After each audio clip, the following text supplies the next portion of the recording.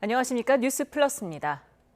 윤석열 전 대통령이 오늘도 조은석 특검팀의 소환에 불응했습니다. 특검은 다양한 방안을 검토하겠다고 밝혔는데 윤 전 대통령 측은 특검이 수사가 아닌 망신 주기에만 골몰하고 있다며 반발했습니다. 현장에 취재 기자가 나가 있습니다. 이준엽 기자.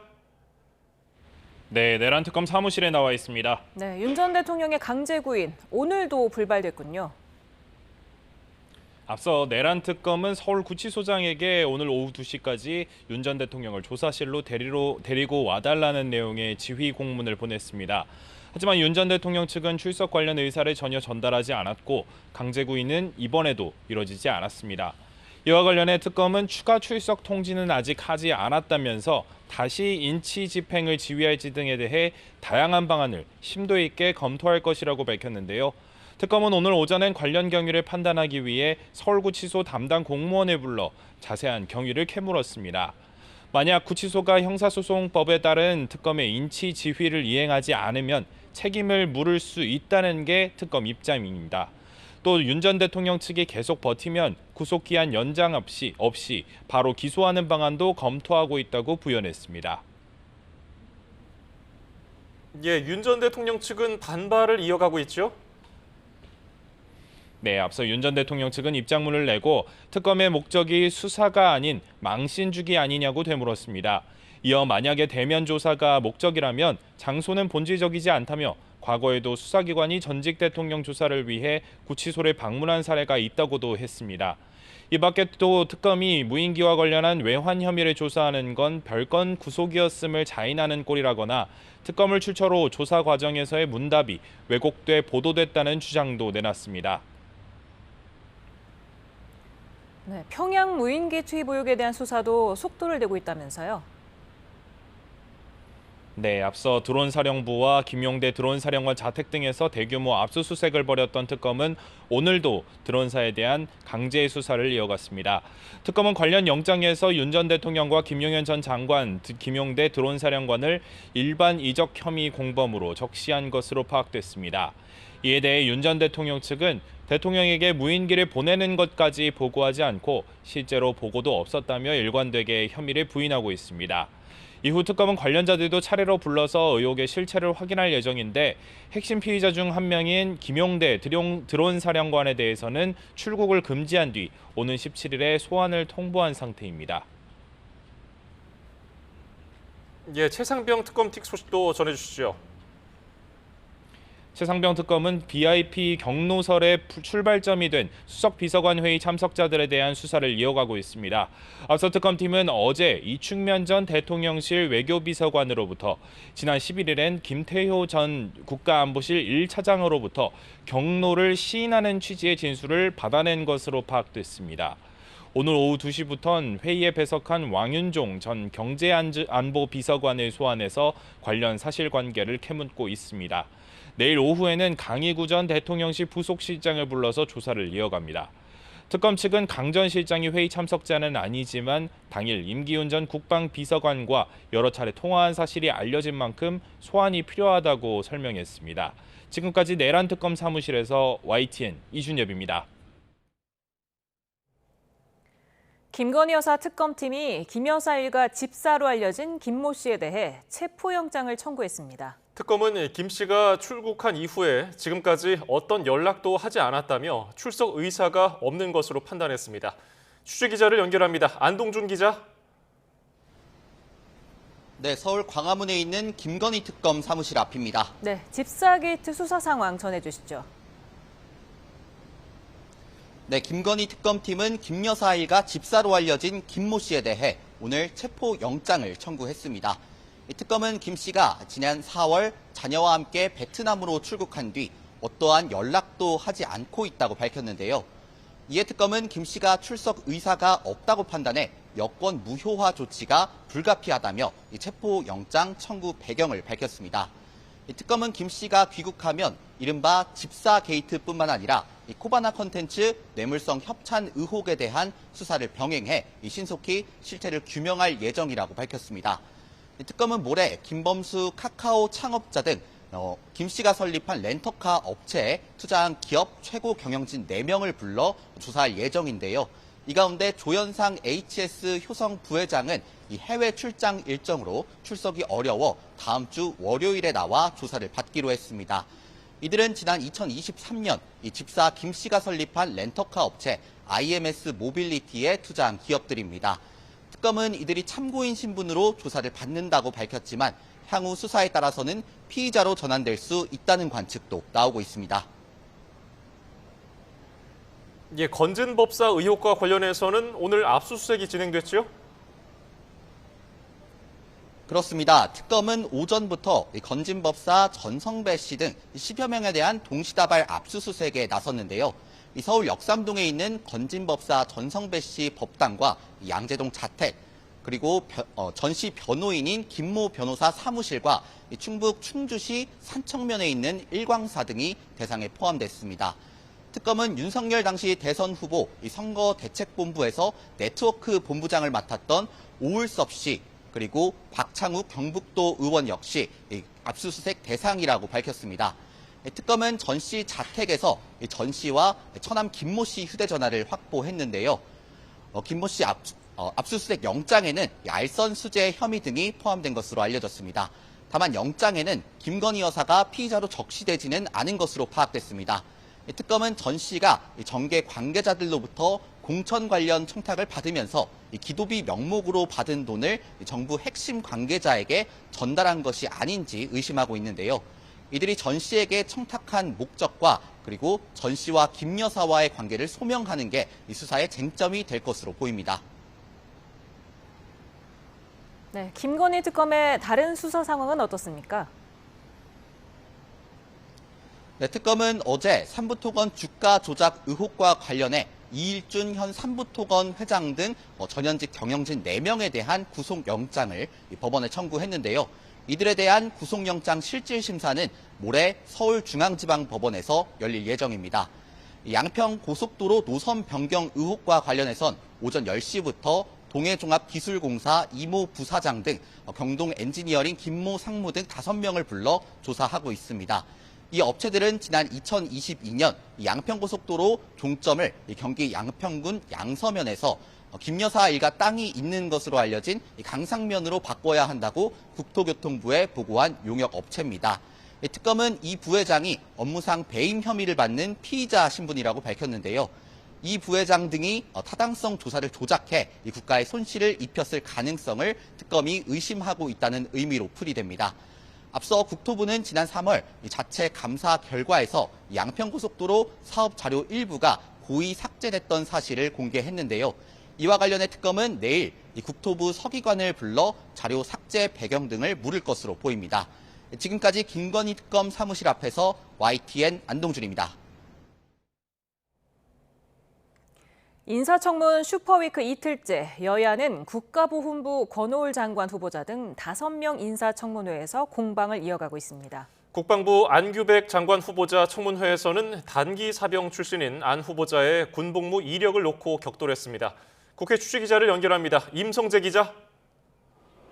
네, 국회입니다. 네, 진행 중인 청문회 여야 공방 전해주시죠. 네, 청문회 슈퍼위크 이틀째입니다. 오늘은 권오을 국가보훈부, 안규백 국방부, 한성숙 중소벤처기업부, 김성환 환경부 장관 후보자와 임광현 국세청장이 검증 대상입니다. 먼저 보수정당 출신인 권오을 후보자 청문회는 이 전문성과 국정철학, 겹치기 근무 의혹 등을 놓고 공방이 한창입니다. 민주당은 이재명 대통령이 권 후보자를 지명한 건 이념을 떠나 사회 국민 통합을 이루려는 의지를 보인 점이라는 걸 부각했습니다. 또 12.3 계엄에 대한 의견을 물으며 애둘러 야당을 비판하고 이 보훈부는 내란 극복을 계승하는 헌정수호 부서가 돼야 한다고 당부했습니다. 12.3 불법 계엄이 보수의 가치에 맞는 일입니까? 민주주의 기반을 지키는 일입니까? 아니죠. 헌법 질서를 유린했다고 저는 생각하고 있습니다.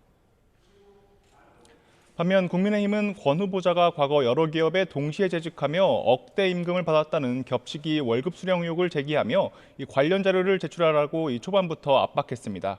이 자격 면에서도 대선 당시 이재명 후보 지지 이후 전문성 없이 보훈부 장관에 지명됐을 뿐이라며 이리저리 당을 바꾸는 철새냐고 깎아내렸습니다.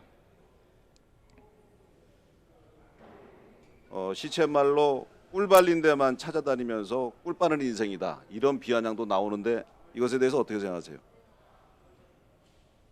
국방부 안규백 장관 후보자 청문회에서도 여야는 1980년대 당시 이 단기 사병 복무 기간인 14개월이 아닌 22개월, 그러니까 8개월을 더 복무한 이유를 두고 설전을 벌였습니다. 국민의힘은 이를 고리로 탈영으로 영창을 다녀와서 복무 기간이 는 거 아니냐고 의심하는 동시에 안 후보자가 방위병 출신임을 부각했습니다. 이에 안 후보자는 병무 행정에 착오가 있었던 거라며 자신은 한 점 부끄럼 없이 살아왔다고 답했습니다. 여당 의원들도 민간인 출신 국방장관은 역사적으로 대단히 잘한 인사라고 엄호하며 방위병을 비하하지 말라고 반발했습니다. 양당 의원 발언 각각 들어보겠습니다. 대통령 총리는 군에 안 갔다 오셨고요. 장관 후보자는 방위병 출신입니다. 국민들의 우려가 있음을 대신 드립니다. 내란 동조 세력 국민의힘에서 방위병 출신 운운을 하는 것에 대해서 참을 수가 없습니다. 이런 충돌은 곳곳에서 계속되고 있는데요. 중기부 한성숙 장관 후보자 청문회에선 성남FC 불법 후원금 의혹 사건 관련 증인을 채택해야 한다는 야당과 한 후보자가 네이버 출신이긴 하지만 이 사건과는 관련이 없다고 일축한 여당 사이 고성이 오갔습니다. 다만 과방위에선 어제 인사청문회를 실시한 배경훈 과기부 장관 후보자의 인사청문 경과보고서를 여야 합의로 채택했습니다. 지금까지 국회에서 YTN 임성재입니다.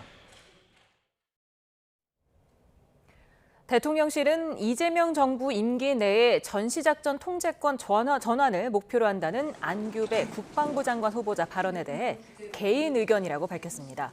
강유정 대변인은 전작권 환수에 대해 5년 안이라는 시한을 대통령실에서 정한 건 아니라며 이같이 말했습니다. 또 전작권 환수 문제는 갑자기 꺼낸 문제가 아니라 어떤 정부에서나 고민했던 사안이라고 덧붙였습니다. 전국교직원 노동조합은 이진숙 교육부 장관 후보자가 제자 논문을 표절해 연구 윤리를 심각하게 위반했다며 스스로 물러날 것을 촉구했습니다. 전교조는 오늘 기자회견을 열고 이 후보자가 인용 없이 자신을 제1저자로 올린 것은 명백한 표절이라고 밝혔습니다. 이어서 이 후보자는 자신이 해당 논문에 실질적인 기여를 했다고 해명했지만 이는 오히려 지도 교수로서 제자의 학위 논문이 잘못됐음을 인정하는 거라고 비판했습니다. 김윤덕 국토부 장관 후보자가 주택 공급 활성화를 위해 재건축, 재개발 규제 완화 필요성을 강조했습니다. 다만 규제 완화에 있어 공공성 강화를 전제 조건으로 내세웠고 신도시를 추가로 만들기보다 유휴부지를 활용하겠다는 공급 청사진도 밝혔습니다. 차유정 기자입니다. 김윤덕 국토교통부 장관 후보자가 청문회 준비를 위해 전국 과천청사로 첫 출근을 했습니다. 지명 직후부터 주택 공급을 강조해온 김 후보자는 재건축 재개발 규제 완화를 적극적으로 검토할 필요가 있다고 말했습니다.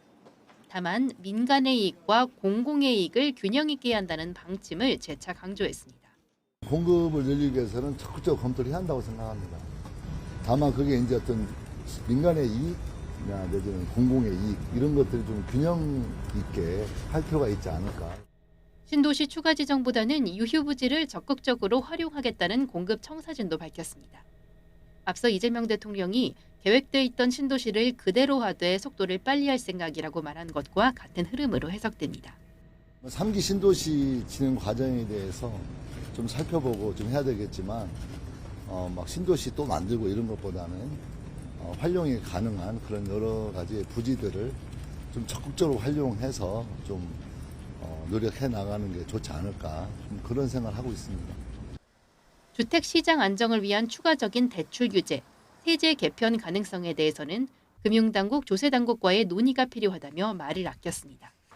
이와 함께 김 후보자는 이재명 대통령으로부터 주문받았다며 공공택지 개발과 공공주택 공급 업무를 수행하는 산하기관 LH에 대한 대대적인 구조 개혁도 시사했습니다.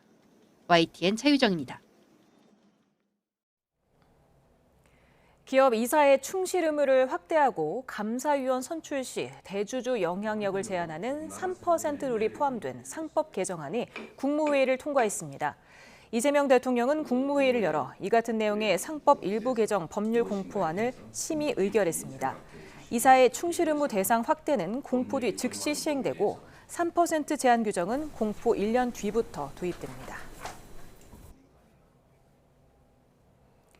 전국 곳곳에 200mm에 달하는 폭우가 쏟아진 가운데 내일과 모레 또다시 200mm 이상의 많은 비가 예보됐습니다. 특히 내일 밤 사이가 고비인데요. 중부와 전북에 시간당 50mm에 달하는 물폭탄이 쏟아질 것으로 보여 피해가 우려됩니다. 김민경 기자입니다. 폭우를 쏟아낸 저기압이 동해로 빠져나가고 잠시 비가 잦아들었지만 내일부터 다시 거센 비가 쏟아질 전망입니다. 한반도 남동쪽에 있는 북태평양 고기압이 점차 확장하면서 남쪽에서 뜨거운 열대 수증기가 올라오고 북쪽에서는 찬 공기가 내려오면서 저기압이 만들어져 우리나라에 비구름이 발달하기 때문입니다. 이번에는 중부와 전북에 집중되겠는데 모레까지 경기 남부와 충남 서해안에는 200mm 이상, 충청 내륙과 전북, 강원도에는 150mm가 넘는 폭우가 예상됩니다. 문제는 내일 밤 사이입니다. 북쪽 찬 공기와 남쪽 뜨거운 공기가 강하게 부딪히면서 밤사이 일부 지역에 매우 강한 비가 내릴 걸로 보입니다. 16일 저녁부터 17일 아침이 되겠는데요. 건조한 공기와 수증기가 충돌하면서 이때가 가장 강수의 피크가 될 것으로 예상이 됩니다. 경기 남부와 강원 남부, 충청과 전북을 중심으로 시간당 30에서 50mm의 강한 비가 예상되는데 곳에 따라서는 이보다 강한 물폭탄이 쏟아질 가능성이 있습니다. 규모가 작은 저기압의 특성상 변동성이 무척 크기 때문입니다. 수치 모델별로도 그 저기압의 위상이 조금씩 차이가 나고 있는데요. 약간의 그 위상 차이로도 해서 강수가 집중되는 구역은 남북으로 조금 변화할 가능성은 있습니다. 중부지방과 전북 중심으로 좀 폭넓게 많은 비에 대한 대비가 필요하다고 말씀드릴 수 있겠습니다. 밤 시간대 폭우는 피해 위험이 더욱 큰 만큼 저지대와 지하차도 등 침수 우려 지역은 미리 대비하는 것이 중요합니다. YTN 김민경입니다. 정부가 올여름 역대 최고 수준의 폭염이 예상됨에 따라 7월과 8월 전기요금 누진제 구간을 완화해서 국민 피해를 최소화하겠다고 밝혔습니다. 더불어민주당은 정부 관계자들과 폭염 대책 당정 간담회를 열고 이 같은 대책을 발표했습니다. 정부는 이달부터 취약계층에 에너지 바우처를 최대 70만 1,300원까지 일괄 지급하고 전기요금 감면 한도도 월 최대 2만 원으로 확대할 계획입니다. 모레부터 사업주는 폭염 속에 작업하는 노동자에게 2시간마다 20분씩 휴식을 부여해야 합니다. 체감 온도가 33도 이상인 작업장이 대상인데 1시간에 10분 이상 또는 30분에 5분 이상 등 휴식 비율만 지키면 다양한 방식이 가능합니다. 또 작업 성질 때문에 시간을 특정하기 매우 곤란한 경우 체온을 낮추는 냉방장치나 보냉장고를 개인용으로 지급하면 예외가 인정됩니다. 정부는 폭염 등 이상기후 여파로 여름철 배추 수급이 불안해지면 비축 배추를 시장에 하루 100에서 250톤씩 방출하기로 했습니다. 농림부는 최근에 무더위와 호우 등 날씨에 따라서 농축산물 수급 상황이 불안해질 수 있다고 보고 농축산물 공급 불안과 소비자 물가 부담을 줄이기 위해 이 같은 대책을 추진하기로 했다고 밝혔습니다. 서울 미아동 마트에서 흉기를 휘둘러 60대 여성을 살해한 혐의가 있는 김성진에게 검찰이 법정 최고형인 사형을 구형했습니다. 검찰은 김 씨를 사회에서 영원히 추방해야 한다고 강조했습니다. 배민혁 기자입니다. 서울 미아동 마트에서 흉기를 휘둘러 한 명을 숨지게 한 혐의 등으로 구속 기소된 김성진의 결심 공판에서 검찰이 사형을 구형했습니다. 검찰은 재판부에 법정 최고형을 요청한 이유로 김 씨에게 교화 가능성이나 인간성의 회복을 기대하기 어렵다는 점을 강조했습니다. 일면식 없는 피해자를 개인적 감정을 해소하기 위해 잔인하게 살해했다며 이번 사건은 우리 사회를 언제든 무고한 피해자가 될 수 있다는 불안에 떨게 했다고 지적했습니다. 또 가석방으로 출소 가능성이 있는 무기징역으로는 부족하다며 사회에서 영원히 추방해 법이 살아있다는 걸 보여줘야 한다고 밝혔습니다. 검찰은 이와 함께 김 씨가 사회에 복귀할 경우 재범 우려가 크다며 30년 동안의 전자장치 부착 명령과 일베 사이트 접속 금지 등도 재판부에 요청했습니다. 검찰은 CCTV 영상을 증거로 제출했는데 영상 속에서 범행을 저지른 김성진은 태연하게 카메라를 보며 손가락으로 이른바 일배 인증 자세를 취하고 소주를 들이켠 것으로 전해졌습니다. 영상을 보며 흐느끼던 피해자 유족은 저런 악마는 절대 이 세상에 나와서는 안 된다며 엄벌을 내려달라고 재판부에 호소하기도 했습니다. 김성진은 최후 진술에서 피해자와 피해자 가족에게 정말 죄송하다며 교도소에서 평생 속죄하며 살겠다고 말했습니다. 김 씨에 대한 판결은 다음 달 19일로 예정됐습니다. YTN 배민혁입니다. 국민이 낸 건강보험금 46억 원을 빼돌린 뒤 해외로 도주했던 건보공단 전직 재정관리팀장에게 중형이 확정됐습니다. 대법원은 47살 최모 씨와 검찰이 낸 항소를 모두 기각하고 징역 15년을 선고한 원심 판결을 확정했습니다. 최 씨는 건보공단이 회수한 7억 2천만 원을 제외한 39억 대부분을 가상화폐를 활용한 선물 투자로 잃은 것으로 드러났습니다. 경찰이 마약을 밀거래하고 투약한 149명을 무더기로 적발했습니다. 이들은 비타민 등 영양제인 척 마약을 밀반입해서 던지기 수법으로 유통하고 거래 대금은 가상자산으로 세탁한 것으로 조사됐습니다. 윤태인 기자입니다. 한 남성이 주택가 담벼락에 무언가를 숨기고 골목 후미진 곳을 촬영합니다. 마약 유통책이 이른바 던지기 수법으로 마약을 숨기는 모습입니다. 경찰은 지난 2023년 9월부터 1년 반 넘게 마약류를 유통한 혐의 등으로 16명을 검거하고 이 가운데 7명을 구속했습니다. 한 건 던지기 하는데 보통 한 2만 원 받습니다. 한국인 같은 경우는 3만 원 정도, 한 만 원 정도 더 쳐줍니다. 이 가운데 A씨는 5차례 걸쳐 비타민, 칼슘 같은 영양제로 위장한 케타민 등 마약류를 국제 택배로 받는 수법으로 밀반입했습니다. 이들은 텔레그램을 통해 구매자와 접촉하고 구매 대금은 불법 가상자산 거래소를 통해 가상화폐로 환전해 수사기관의 추적을 피하려 했습니다. 경찰은 마약류 매수자에게 받은 13억 원을 비트코인으로 환전해 판매책에게 전송한 혐의로 불법 가상자산 거래소 운영자 4명도 입건했습니다. 일당에게 마약류를 매수하고 투약한 혐의를 받는 129명도 적발됐는데 이 가운데 20대와 30대가 90%를 넘는 것으로 파악됐습니다.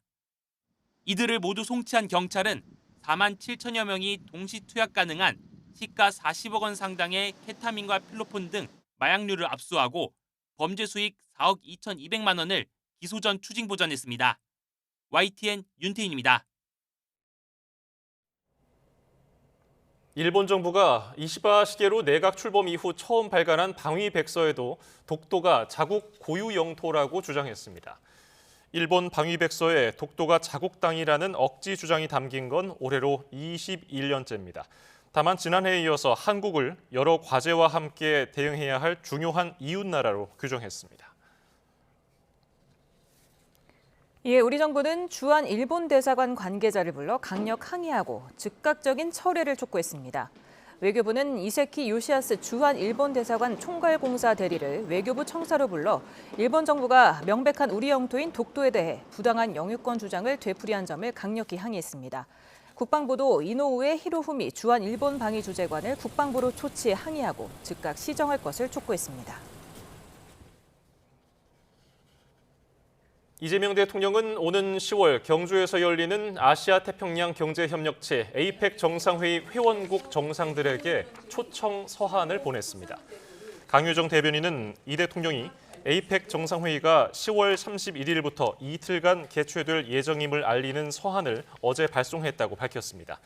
APEC에는 미국과 일본, 중국, 러시아 등 21개국이 회원으로 가입돼 있습니다.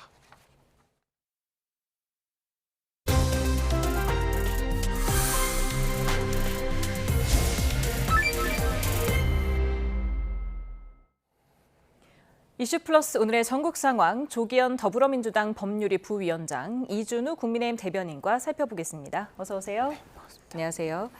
네, 인사청문 슈퍼위크 오늘이 이틀째입니다. 오늘 5명이 인사청문회 대상자였는데요. 오늘도 좀 여야 공방이 좀 격화됐었죠?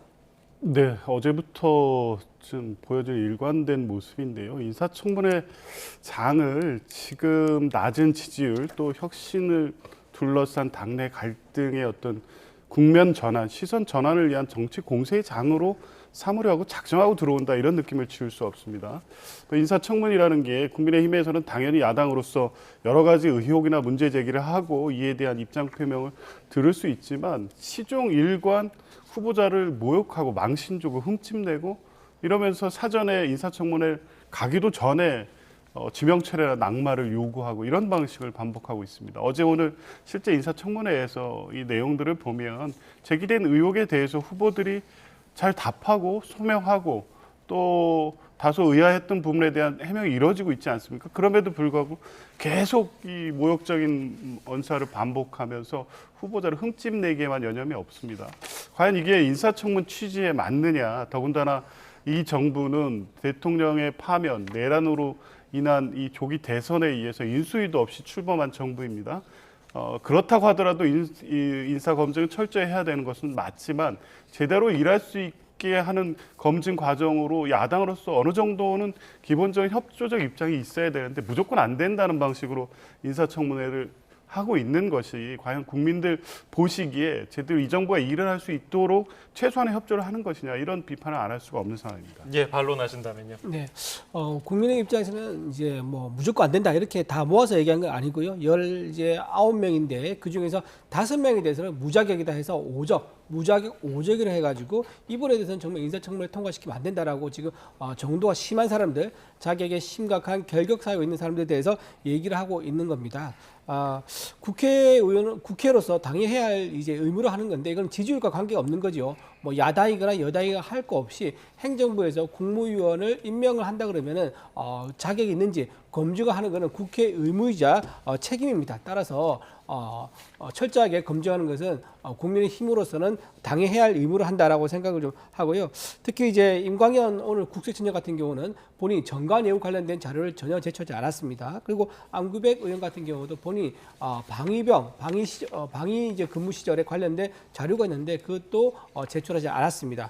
그리고 권오을 의원도 마찬가지로 본인이 여러 군데에서 동시에 근무한 허위 근무 경력이 있는데 그거에 대해서 관련 자료를 제출하지 않고 있습니다. 오히려 국회 인사청문회 제도를 기능을 제대로 이제 맡고 있는 그 검증 기능을 제대로 맡고 있는 집권 여당 출신의 국회의원들이 더 문제가 있는 게 아닌가 저는 그렇게 생각합니다. 네, 오늘 안규백 국방장관 후보자 인사청문회장에서 나온 얘기 저희가 준비를 해봤는데요. 어떤 공방이 오고 갔었는지 한번 들어보고 오겠습니다. 공교롭게 앞서 대통령 총리는 군에 안 갔다 오셨고요. 장관 후보자는 방위병 출신입니다. 따라서 국가안보에 위기가 생기면 어쩌나. 내란 동조 세력 국민의힘에서 방위병 출신 논의를 하는 것에 대해서 참을 수가 없습니다. 인격 모독이라고 생각하고 국방부 장관으로서 갖춰야 될 필요 충분의 조건을 충분히 갖춘 A+급 장관 후보자라고 저는 생각합니다. 우리가 단기 병사가 14개월인데 8개월 넘으면서 22개월 했다면은 야 그게 병적 기록부에 영창 갔다 왔다 이런 얘기가 자꾸 돌면은 애대를 해서 6개월 학교를 다닌 기록이 나와 있지 않습니까? 이게 그 산입이 잘못됐기 때문에 제가 추후에 말씀을 드린다는 내용입니다. 예, 일단 국민의힘에서는 어떤 점을 지적하고 있는 겁니까? 지금 안규백 의원 같은 경우는요, 본인이 방위병 근무를 했는데 14개월 원래 방위병 근무 기간인데 8개월 더해서 22개월 했다 그러더라고요. 그렇다면 이제 현역을 이제 복무 마친 사람과 군 이제 복무 기간이 거의 비슷하게 됩니다. 그렇다 그러면 그 이유가 뭐냐? 이게 쟁점인데 관련된 자료를 제출하지 않고 있습니다. 아마도 군대에서 사고를 쳐서 영창 갔다 온 그 기간이 아닌가를 의심이 되기 때문에 관련 자료를 요구했는데 방금 들어보신 것처럼 나중에 추후에 이제 자료를 제출하겠다, 설명하겠다라고 말을 하고 있는 겁니다. 근데 이제 안규백 의원도 국회의원 해보셨기 때문에 잘 이해하시겠지만 인사청문회 때 추후에 설명하겠다는 것은 자료 제출하지 않겠다. 사실상 거부와 다름없기 때문입니다. 다름없습니다. 그렇기 때문에 오늘 인사청문회 전까지는 본인이 왜 8개월을 더 방위병으로서 근무를 했는지 관련 자료를 제출해야지만 국민들에 대한 그 궁금증이 좀 풀리지 않을까 생각됩니다. 네.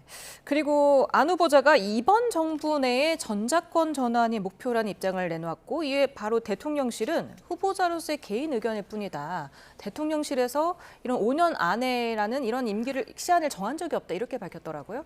일단 뭐 안규백 후보자 관련해서 방위병 운운하면서 자격, 안보 얘기하는 것은 전형적인 망신주기라고 보여집니다.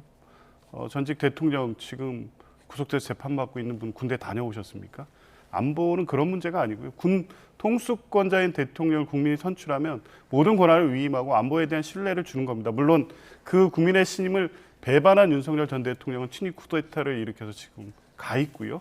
이제 이러한 군 내부의 어떤 특정 인맥을 통한 권력 그 연장 이런 걸 없애기 위해서 문민 국방장관을 임명했으면 그 취지와 내용에 맞는 질문을 하셔야지 방위병 운운하면서 이 검증이라고 하는 것은 전혀 상식에 맞지 않다 이런 말씀을 드리고 전작권 문제는 이재명 대통령의 공약 사항입니다. 근데 신중할 수밖에 없죠. 최근에 이 관세 협정에서 안보, 통상 등을 소위 말하는 패키지 딜로 지금 테이블에 올라오고 있는 상황에서 전시 작전권 문제도 같이 언급이 됐습니다. 물론 협상의 테이블에 같이 올려놓지는 않지만 미국이나 한국 정부에서 예민한 문제이고 또 오랫동안 추진해 왔던 문제이기 때문에 이 시점을 그러니까 지금 안규백 후보자는 이 임기 내라고 이렇게 특정을 해버리면 지금 상황에서 예민하기 때문에 아마 대통령실은 공약이지만 이걸 뭐 임기 내, 몇 년 내에 완수하겠다 이렇게 이야기하기는 어려운 거죠. 왜냐하면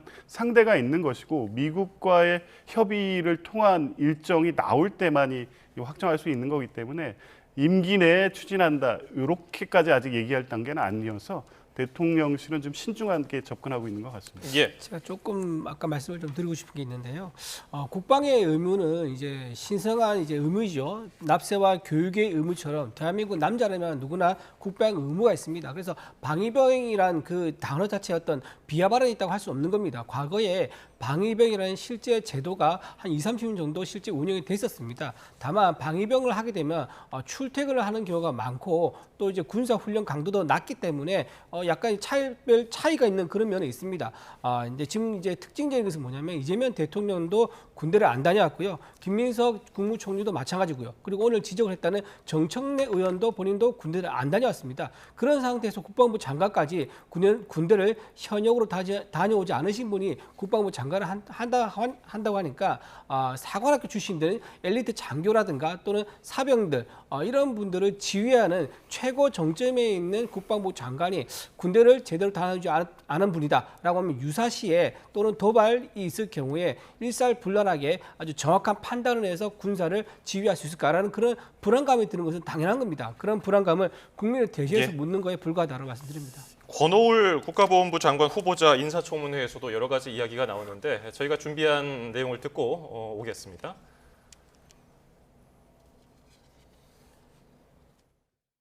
대표적인 보훈 인사로 언론이나 뭐 여기저기서 얘기가 나오고 있고 시쳇말로 꿀 발린 데만 찾아다니면서 꿀 빠는 인생이다. 그렇게 또 생각하시는구나 이렇게 생각을 했고요. 비상근이라 하면 근로 시간과 장소와 근로의 제공 방법에 대해서 전형이 없습니다. 판례에서 겸임 금지를 그것을 금하진 않습니다. 그래서 겸임을 할 수 있는 거예요. 네, 뭐 철새 얘기도 나왔지만 일단 겹치기 근무 의혹이 제기되지 않았습니까? 좀 더 정확하게 말하면 겹치기 근무라기보다는요 허위 근무라고 좀 보는 게 더 맞지 않을까 싶습니다. 만약에 같은 뭐 차로 10분 거리에 있는 곳에서 만약에 두 곳에서 적을 두고 월급을 받다 하면 왔다 갔다 하면서 이쪽에서 쉬는 시간에서 저쪽에서 일하고 저쪽에서 쉬는 시간에 이쪽에서 일하고 이렇게 하는 게 가능하겠죠. 근데 지금 권오울 후보자 같은 경우는요 전국에 흩어져 있는 그런 상황에서 5군데에서 동시에 이제 월급을 받았다고 합니다. 그런데 어떻게 월급을 받았냐고 물어보니까 본인이 해명한 것도 정말 과간입니다. 커피 한 잔 하는 것도 일이다라고 이제 얘기를 해가지고 국민적 공분을 샀습니다. 어떤 사람들은 열심히 땀 흘리고 밤잠을 줄여가면서 일을 해서 월급을 받는데 어떤 사람은 권오울 후보 같은 경우는 커피 한 잔 하면서 월급 받는 것이 당연하다. 나는 그럴 수 있다라고 말을 하는데 그 월급이 과연 정상적으로 일을 해서 받는 월급이었겠습니까? 제가 보기에는 많은 국민들이 가진 의혹 중 하나겠지만 아마도 뭔가를 기대하고 향후에 쓸 어떤 정치적 정치적인 지위 변화라든가 또는 과거에 했던 정치적 인맥을 활용하기 위해서라든가 그런 목적으로 의해서 이름만 올려놓고 월급을 받은 게 아닌가 싶기 때문에 이 월급에 대한 실체가 무엇인가 청문회에서 중요하게 다뤄지는 것입니다. 예, 민주당은 권 후보자 의혹 어떻게 보고 있습니까? 그러니까 이 철새라고 얘기하고 이제 겹치기, 아무 일도 안 하면서 돈을 받는 것처럼 매도하고 있는데요. 최소한의 존중감도 없는 것 같습니다. 어쨌든 권오을 의원은 보수 정당에서 오랫동안 같이 해왔고요. 그러다가 8년 전에 이미 지금 국민의힘 계열 정당에서 탈당을 하고 바른정당 활동을 잠깐 한 후에 5년간은 당적도 없었습니다. 그냥 자연인으로 다만 보수적 색채를 갖고 그냥 살고 있었던 거죠. 이제 이분을 지금 와서 이제 이재명 정부가 이 표방했던 중도 보수, 또 보수의 가치, 특히 보훈에 대해서 특별한 희생에 대한 특별한 보상이라는 명백한 원칙, 이런 부분들에 딱 적격인 후보, 국민통합적 관점에서 권오을 후보를 지명한 거 아니겠습니까? 최소한의 존중감을 갖고 의혹에 대해서 얘기를 하되 이런 식으로 비아냥대듯이 철새, 꿀 빠는 인생 이렇게 얘기해야 되나라는 생각이 들었고요. 그 취업 관련해서는 좀 전에 말씀드렸지, 이분이 이미 8년 전에 국민의힘을 탈당했고 이재명이 선대본에 합류한 것이 최근의 일입니다. 권력의 배후에서 어떤 힘을 발휘해서 특정한 이익을 가져다 줄 만한 지위에 있지 않은 분입니다. 과거 정치권에 있었고 다양한 사회적 관계가 있기 때문에 그런 일을 부탁하고 고용관계를 만들어서 급여를 주는 사람은 그에 맞는 적절한 어떤 역할을 해줄 것을 기대하고 주는 것이죠. 그냥 돈 주는 회사가 세상에 어디 있습니까? 그 정도 기대와 그 정도 활동에 대한 내용이고, 그 내용들은 뭐 상황에 따라서는 사람을 만나서 조문하고 자문을 하거나 사람을 연결시켜 주거나 이런 역할에 대한 기대에 합당한 보수를 준 것으로 보여지고, 이런 일이라는 거는 반드시 뭐 사무실에 근무하면서 하는 일이 아니라는 건 또 다 확인되지 않습니까? 이게 왜 불가능하죠? 이거를 허위 뭐 직업인 것처럼 회사가 아무 일 않고 아무 성과를 내지 않는 원로 정치인에게 돈을 주겠습니까? 그런가 하면 어제 오전 10시에 시작한 강선우 여가부 장관 후보자 인사청문회가 자정을 넘겨서 끝났고요.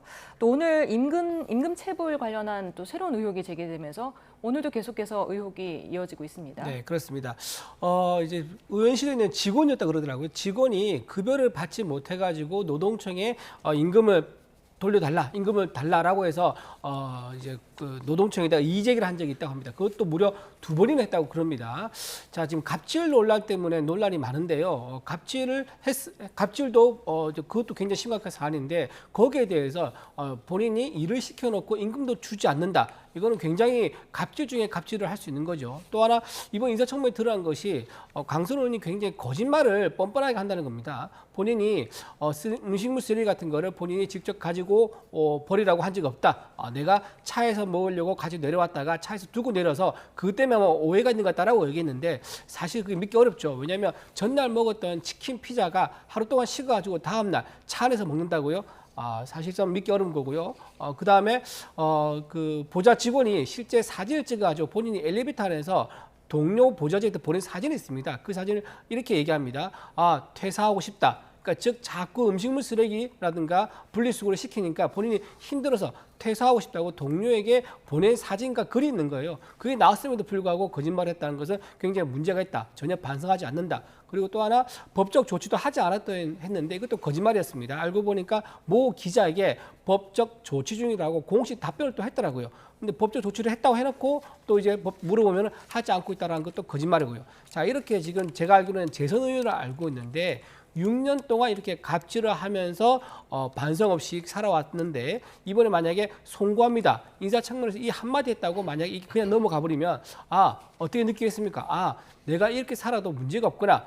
이렇게 사는 것도 한 방법이구나. 라고 생각하면서 자기 태도를 아마 고치려고 하지 않을 겁니다. 그리고 많은 직장인들, 상사가 이제 갑질하는 그런 분들이 오히려 강선우 의원 보면서 용기를 내거나 얼렁뚱땅 넘어가려 하는 그런 문제가 이제 생길 수 있는 겁니다. 그래서 이번 기회에 강선우 의원 같은 경우는 현역 의원 불패 신화가 있긴 하지만 처음으로 이번에 강선우 의원이 인사청문회를 통과하지 못한다 그러면 실보다 득이 더 많은 노동자의 권리를 챙길 수 있는 중요한 계기가 될 것이다. 그렇게 생각합니다. 예, 지금 여러 가지 의혹에 대해서 평을 해주셨는데 일단 그 임금체불 진정됐다는 그 의혹에 대한 입장이 나왔는지 하고요.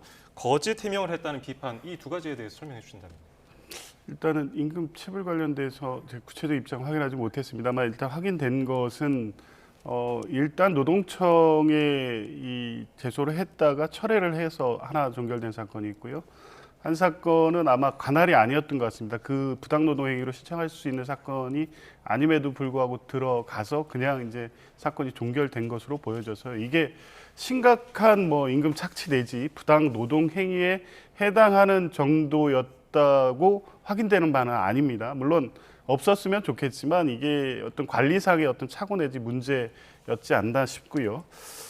거짓말 논란도 사실은 이 후보자가 어제 여러 가지 공세를 받으면서 명쾌하게 해명하지 못한 부분은 있지만 의도한 거짓말이었냐 저는 그렇게 보이지는 않았습니다. 이 사건은 46명의 보좌진 교체, 쓰레기, 변기 수리 이 프레임으로 해서 상시적인 그러니까 5년 동안 의정활동 동안 보좌진과의 관계를 상하 위계 질서로 만들어 놓고 사적 업무를 매해시키면서 그에 부응하지 않는 보좌관은 교체한 상시적인 갑질 의원 이렇게 했지만 몇 가지 문제되는 점은 있음이 확인됐음에도 되긴 했지만 그런 정도는 아니었다. 실제 교체된 보좌진은 27명이고 변기와 관련된 거나 쓰레기 관련돼서도 사죄를 했죠. 이게 본인의 문제의식은 이게 부탁이라고 했지만 받아들이는 입장에서는 갑질로 받아들일 수 있고 피해 당사자인 보좌진들이 무죄 제기를 하고 있기 때문에 이 부분에 대한 심각성을 이번 청문 과정을 통해서 분명히 인식하고 보좌진에게 사과를 했습니다.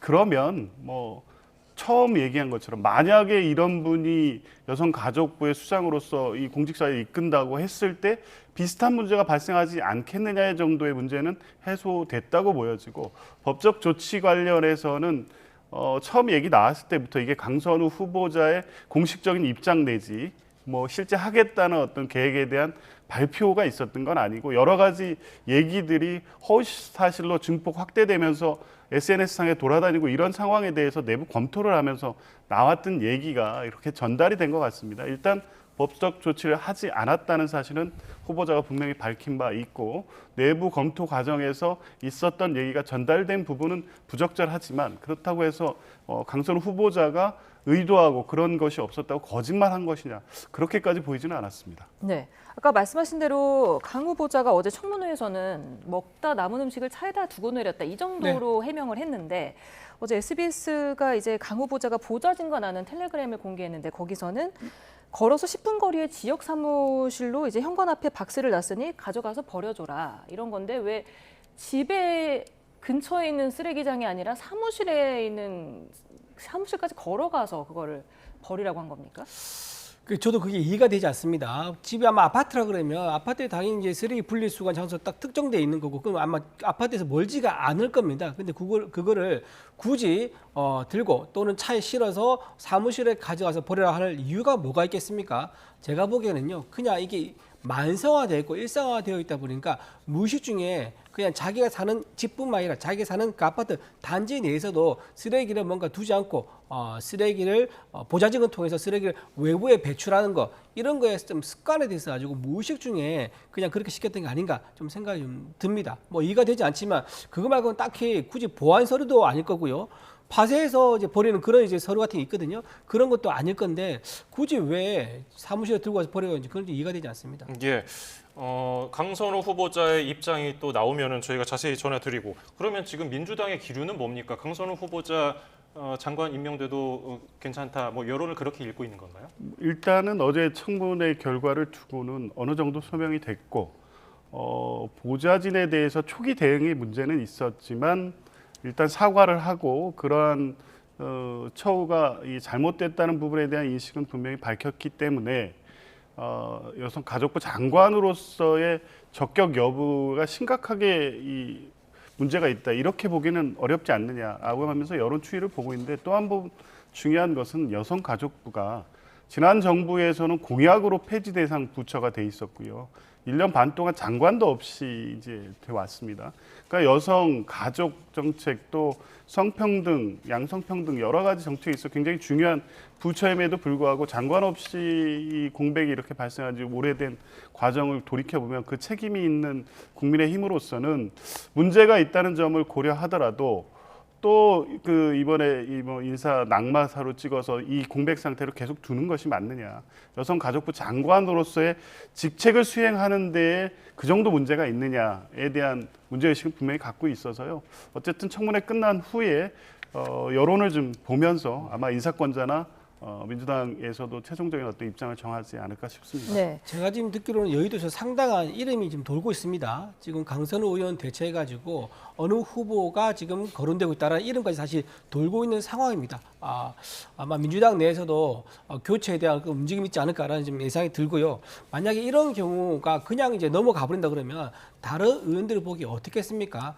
나도 이렇게 이제 갑질한 의원, 저는 그렇게 많지 않을 거라 보지만 갑질한 의원이 있다 그러면 나도 갑질해도 장관 달 수 있네라고 생각하면서 전혀 반성하지 않거나 태도를 고칠하지 않을 겁니다. 그렇기 때문에 이건 그냥 넘어갈 수 없다. 반드시 낙마해서 선례를 남겨야지 후 세대들이라든가 또 후배 보좌진들과 의원들 관계가 정상화될 수 있다라고 생각합니다. 근데 갑질 논란뿐만 아니라 그 남편이 이제 바이오업체에 재직하면서 받은 스톡옵션 만주를 재산 신고하지 않았다는 의혹, 네. 거기에 대해서 이해충돌 의혹이 나왔었는데요. 네.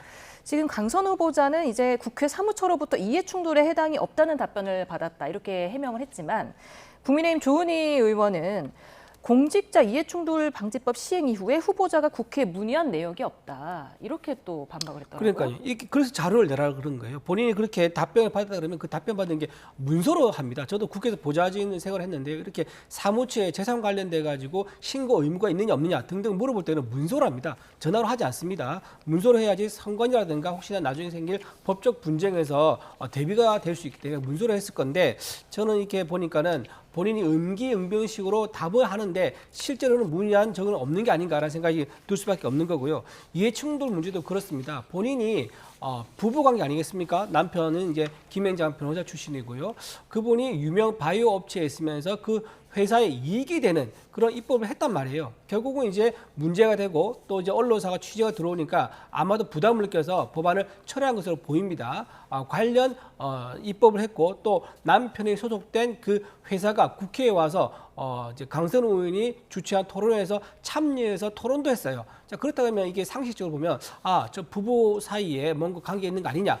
배우자 남편은 회사 이익을 위해서 일해주고 부인은 관련돼 가지고 입법을 해서 회사 이익을 주고 그럼 남편이 수익이 나면 남편이 상당한 보상을 받아가겠죠. 이제 이런 이제 구조를 생각할 수 있는데 어쨌든 결과적으로는 입법을 철회했기 때문에 입법을 철회했습니다. 근데 하지만 그렇게 넘어갈 문제가 아니고 이해 충돌이 실제 있었는지는 반드시 확인을 해서 합당한 책임을 져야 될 것으로 보입니다. 예, 민주당은 이 의혹을 어떻게 보고 있습니까? 이게 공식적으로 문서가 있느냐 없느냐는 문제가 아니고요. 매년 이제 국회의원들이 재산 신고를 하기 때문에 신고할 당시에 그 뭐 전년도에 재산 변동 내역이 없으면 그대로 이제 보좌진들에 의해서 이제 신고가 되지만 새롭게 들어가야 될 어떤 예를 들면 이번에 스톡옵션 같은 게 생길 경우에 실무를 맡은 보좌진에서 다 일일이 확인을 합니다. 그래서 이거 들어가느냐 안 하느냐 이해충돌 문제 있냐 없냐. 이번에도 뭐 스톡 옵션이 행사 가능한지 여부 문제 때문에 또 거부했기 때문에 이번에 신고 대상인지 여부에 대해서 다 확인을 했을 거고요. 문제가 없다고 판단했기 때문에 안 했겠죠. 만약에 의도적으로 특정 재산을 숨기기 위해서 신고를 안 하는 경우에 공직자윤리위원회 회부돼서 제재를 받습니다. 이미 국회의원들 재선 정도 하면 그렇게 절차에서 문제가 된다는 걸 모를 리 없고 특히 이번에 과정을 보면 했던 입법도 철회가 됐고 이해 충돌에 이를 정도의 구체적 이해관계가 반영된 법안 내지 이 관련 회사의 관계도 그렇게 보이지는 않기 때문에 그런 정도의 문제는 이 후보자가 어제 소명한 걸로 이해 충돌 문제 또 재산 신고의 누락 문제는 어느 정도 소명이 됐다 이렇게 보고 있습니다. 네, 그런가 하면 민주노동당 권영국 대표는 의혹 관련해서가 아니라 비동의 강간죄, 차별금지법 같은 젠더 의제에 대해서 유보적인 입장을 보이는 걸 두고서 강선우 후보자가 일부 남성들 또 보수 눈치 보는 장관에겐 기대할 게 없다 이렇게 또 비판을 했더라고요. 그렇죠. 지금 여성가족부를 이제 이끌 수장이 되는 건데 지금 본인이 어떤 철학을 가지고 어떤 비전을 가지고 여성가족부를 이끌겠다라는 게 지금 정립이 안 돼 있는 것 같습니다. 본인이 내가 가지고 있는 가치와 철학 또는 이재명 대통령이 추구한 국정 운영 방안에 대해서 어떤 비전이 있어야 되는데 저렇게 인사청문회에서 젠더 문제에 대해서 입장을 물어봤을 때 답을 제대로 하지 않는 것은 사실상 준비되지 않은 본인사가 아닐까 싶은 생각이 듭니다. 지금 상당히 이재명 대통령이 대선 후보가 되는데 어려운 과정이 있었죠. 전과 사범에 5개 재판을 받고 있었음에도 불구하고 3년 동안 대선 후보 지지를 사실상 지위를 유지했던 것은 저렇게 강선우 의원들을 포함해서 아주 강성 의원들에게 둘러싸여서 보호를 받았기 때문인데 그 보호를 보호를 받았기 때문에 거기에 대한 보은의 이제 의미로 저렇게 장관 자리를 주다 보니까 장관으로서 어떤 역할을 해야 될지 비전이 미처 마련되지 못한 그런 상황이 벌어지고 있는 것 같습니다. 예, 이게 또 한쪽 주장만 들을 수가 없어서 또 반론 기회를 드리겠습니다. 저는 오히려 뭐 민주노동당 권영 대표의 지적 같은 경우가 인사청문회에서 충분히 나올 수 있고 그래야 된다고 봅니다. 정책적인 관점과 시각이 다를 수 있고 관련해서 청문회에서의 답변이 부족하다고 판단했으니까 민주노동당 입장에서 그런 입장을 낼 수가 있죠. 그런 측면에서 보면 뭐 갑질 의혹이라는 걸 가지고 밤 12시까지 거의 똑같은 내용을 반복하면서 이 공약에만 신경 쓰는 이 국민의힘에 비해서는 뭐 그런 부분은 충분히 이제 수용하고 귀담아 들을 만한 얘기인 거고, 다만 정책적 입장은 이 정부 또 강선우 후보자가 갖고 있는 신념이나 가치체가 좀 다를 수 있기 때문에요. 그 부분은 향후에 어떻게 펼쳐가느냐의 문제이지 지금 시점에서 그 정도 민주노동당이 생각하는 기준에 미치지 못한다고 해서 바로 부적격 후보다 이렇게까지 볼 일은 아닌 것 같습니다. 네. 그런가 하면 어제 윤 어게인 발대식에 국민의힘 지도부가 참석을 했습니다. 이를 두고서 친윤계 중심으로 쇄신이 아니라 결집을 택했다, 이런 얘기가 나오더라고요.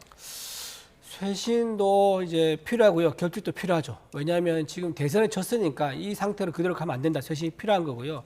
지금 거대 의석을 가진 집권 여당 더불어민주당의 폭주가 있기 때문에 거기에 저항하기 위해서 맞서 싸우기 위해서는 결집도 필요합니다. 쇄신과 결집 두 마리 토끼를 잡기 위한 굉장히 어려운 상황에 처해 있는데요.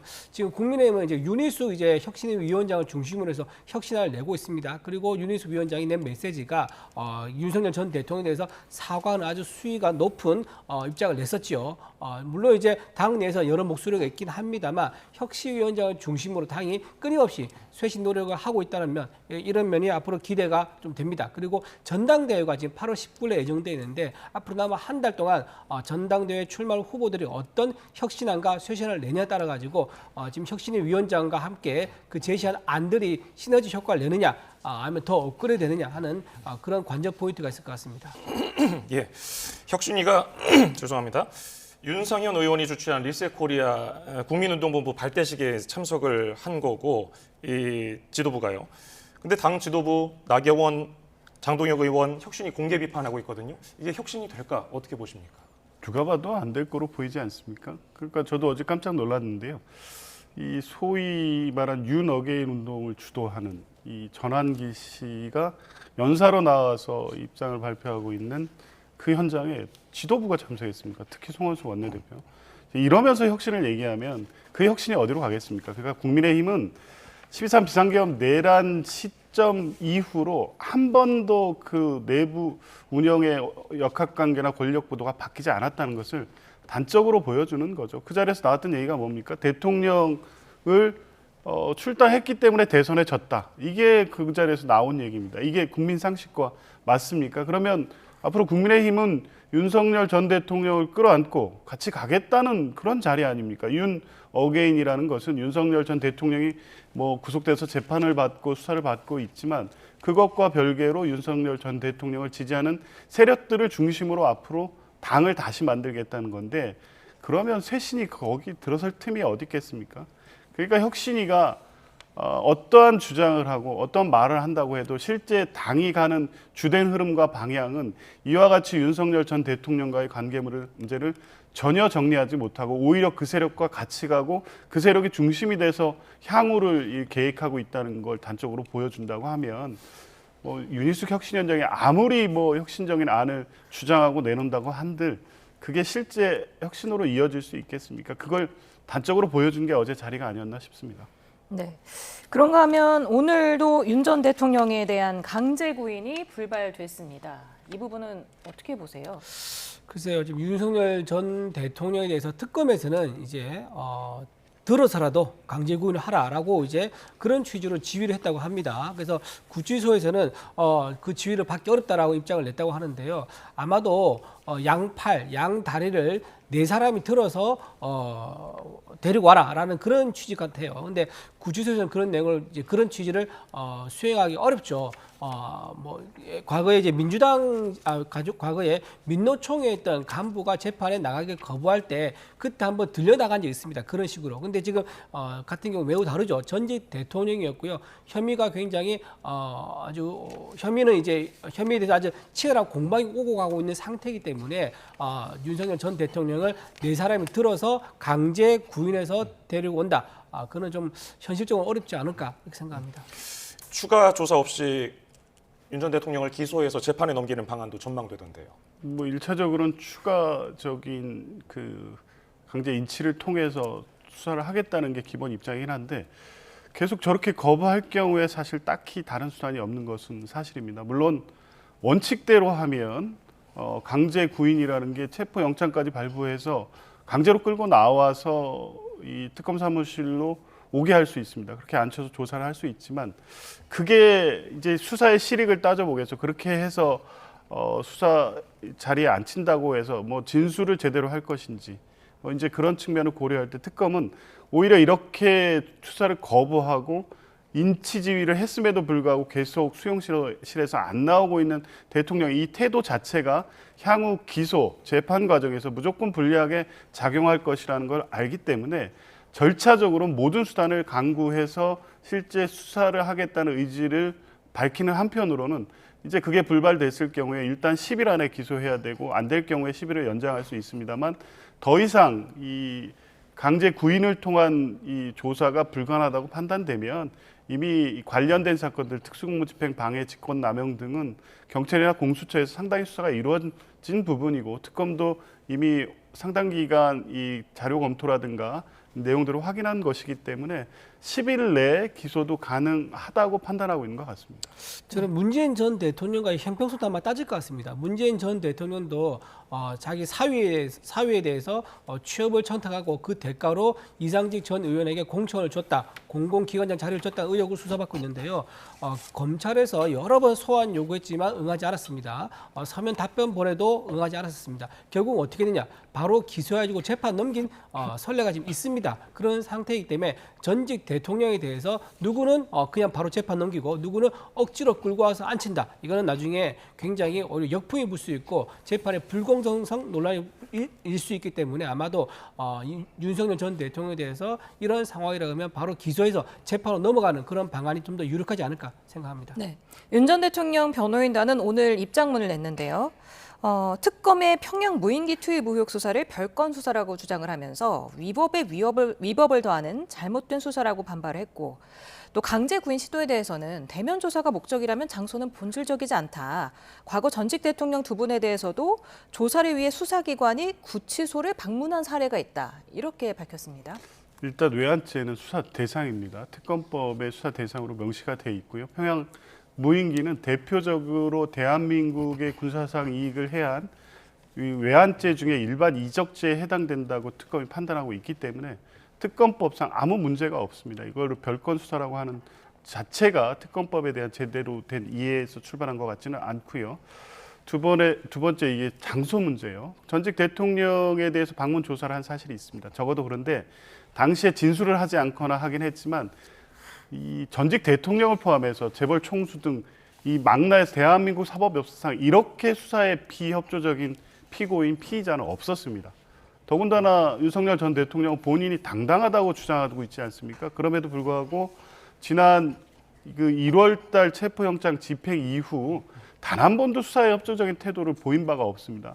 이거를 장소의 문제인 것처럼 얘기하지만 변호인단이나 윤석열 전 대통령은 수사에 협조할 생각 자체가 없고 이런 방식으로 시간을 끌어서 그나마 이제 공소 제기 과정에서 수사가 부족한 부분을 향후 이제 공판 과정에서 전략적으로 잘 활용해서 유리한 판결을 받아보겠다 이 전략인 것 같고 또 이 과정에서 뭐 부당한 구치소의 처우 문제나 이런 거를 외부에 자꾸 알려서 지지 세력들이 더 이상 이탈하지 않고 계속적으로 윤석열 전 대통령을 정치적으로 지켜주기 위한 메시지인 것이지 이게 수사 절차상 전혀 합당하거나 타당한 주장은 아닙니다. 예, 그 윤 전 대통령 측 입장을 들어보면은 앞으로도 수사에 협조하기가 좀 어렵다 뭐 이런 뜻으로 봐야 됩니까? 이재명 대통령이 했던 방법 그대로 하는 겁니다. 이재명 대통령이 어떻게 했습니까? 수사 거부했었죠. 그러다 나중에 부담이 돼서 나갑니다. 나가면은 수사에 응하지 않고 본인이 써온 A4로 출력한 걸 그대로 읽고 나갑니다. 그리고 수사에 조소의 날인도 하지 않았습니다. 그런 식으로 수사를 방해해왔었고요. 재판도 마찬가지죠. 재판도 무려 52번이나 출석도 하지 않거나 또는 송달 자료를 받지 않은 게 확인이 됐습니다. 수사도 재판도 전부 다 협조하지 않고 다 거부를 했던 그런 이재명 대통령이 있는데 왜 윤석열 전 대통령은 똑같이 하면 안 됩니까? 지금 거기에 대해서는 민주당에서 사실은 할 말이 없을 겁니다. 그런데 이재명 대통령이다 보니까 정치적으로 한쪽 편을 들다 보니까 그런 비판하신 것은 이해가 되지만 국민들이 보기에는 너무 편향됐다. 공정하지 않다는 생각을 아마 다 하시지 않을까 생각됩니다. 그런데 이 지금 윤석열 전 대통령이 보이고 있는 태도 그리고 실제 혐의 사실 이거를 자꾸 이재명 대통령이나 문재인 전 대통령과 비교하는 것은 국민의힘이 아마 그런 입장으로 이 사안을 들여다본다면 여전히 내란 정당임을 자임하는 것으로 비춰질 수밖에 없다는 말씀을 드립니다. 예, 오늘 말씀 여기서 줄이죠. 조기현 민주당 법률위 부위원장, 이준우 국민의힘 대변인이었습니다. 감사합니다. 감사합니다. 고맙습니다.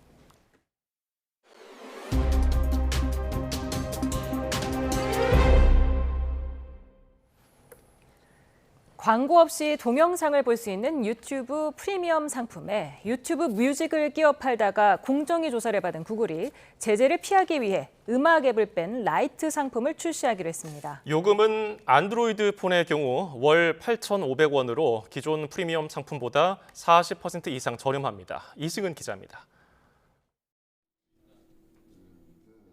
구글은 광고 없이 동영상을 볼 수 있는 유튜브 프리미엄 상품에 유튜브 뮤직을 끼워 팔았습니다.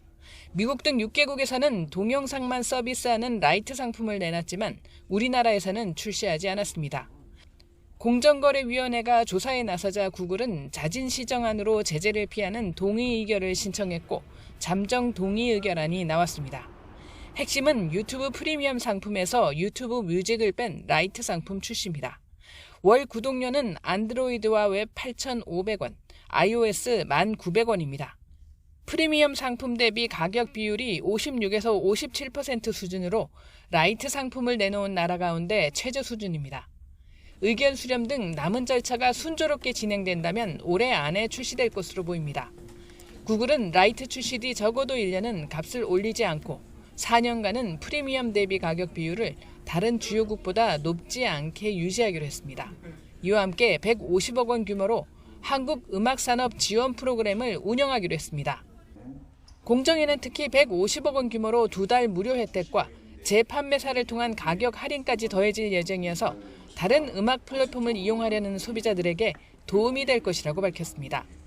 통상 마찰 우려에 면죄부를 준 것 아니냐는 시각에는 동의 의결은 신속하고 효과적으로 경쟁 질서를 회복할 수 있어 해외에서도 활용되고 있다고 답했습니다. 시정명령이나 제재 방식 같은 경우에는 행정소송이 제기될 경우 상품 출시까지 4, 5년 이상의 장기간 기간이 소요될 수 있습니다. 라이트 상품이 나오면 유튜브 구독자 가운데 일부가 다른 음악 플랫폼으로 옮겨가면서 음원 시장에 변화가 올 것이라는 전망이 나옵니다.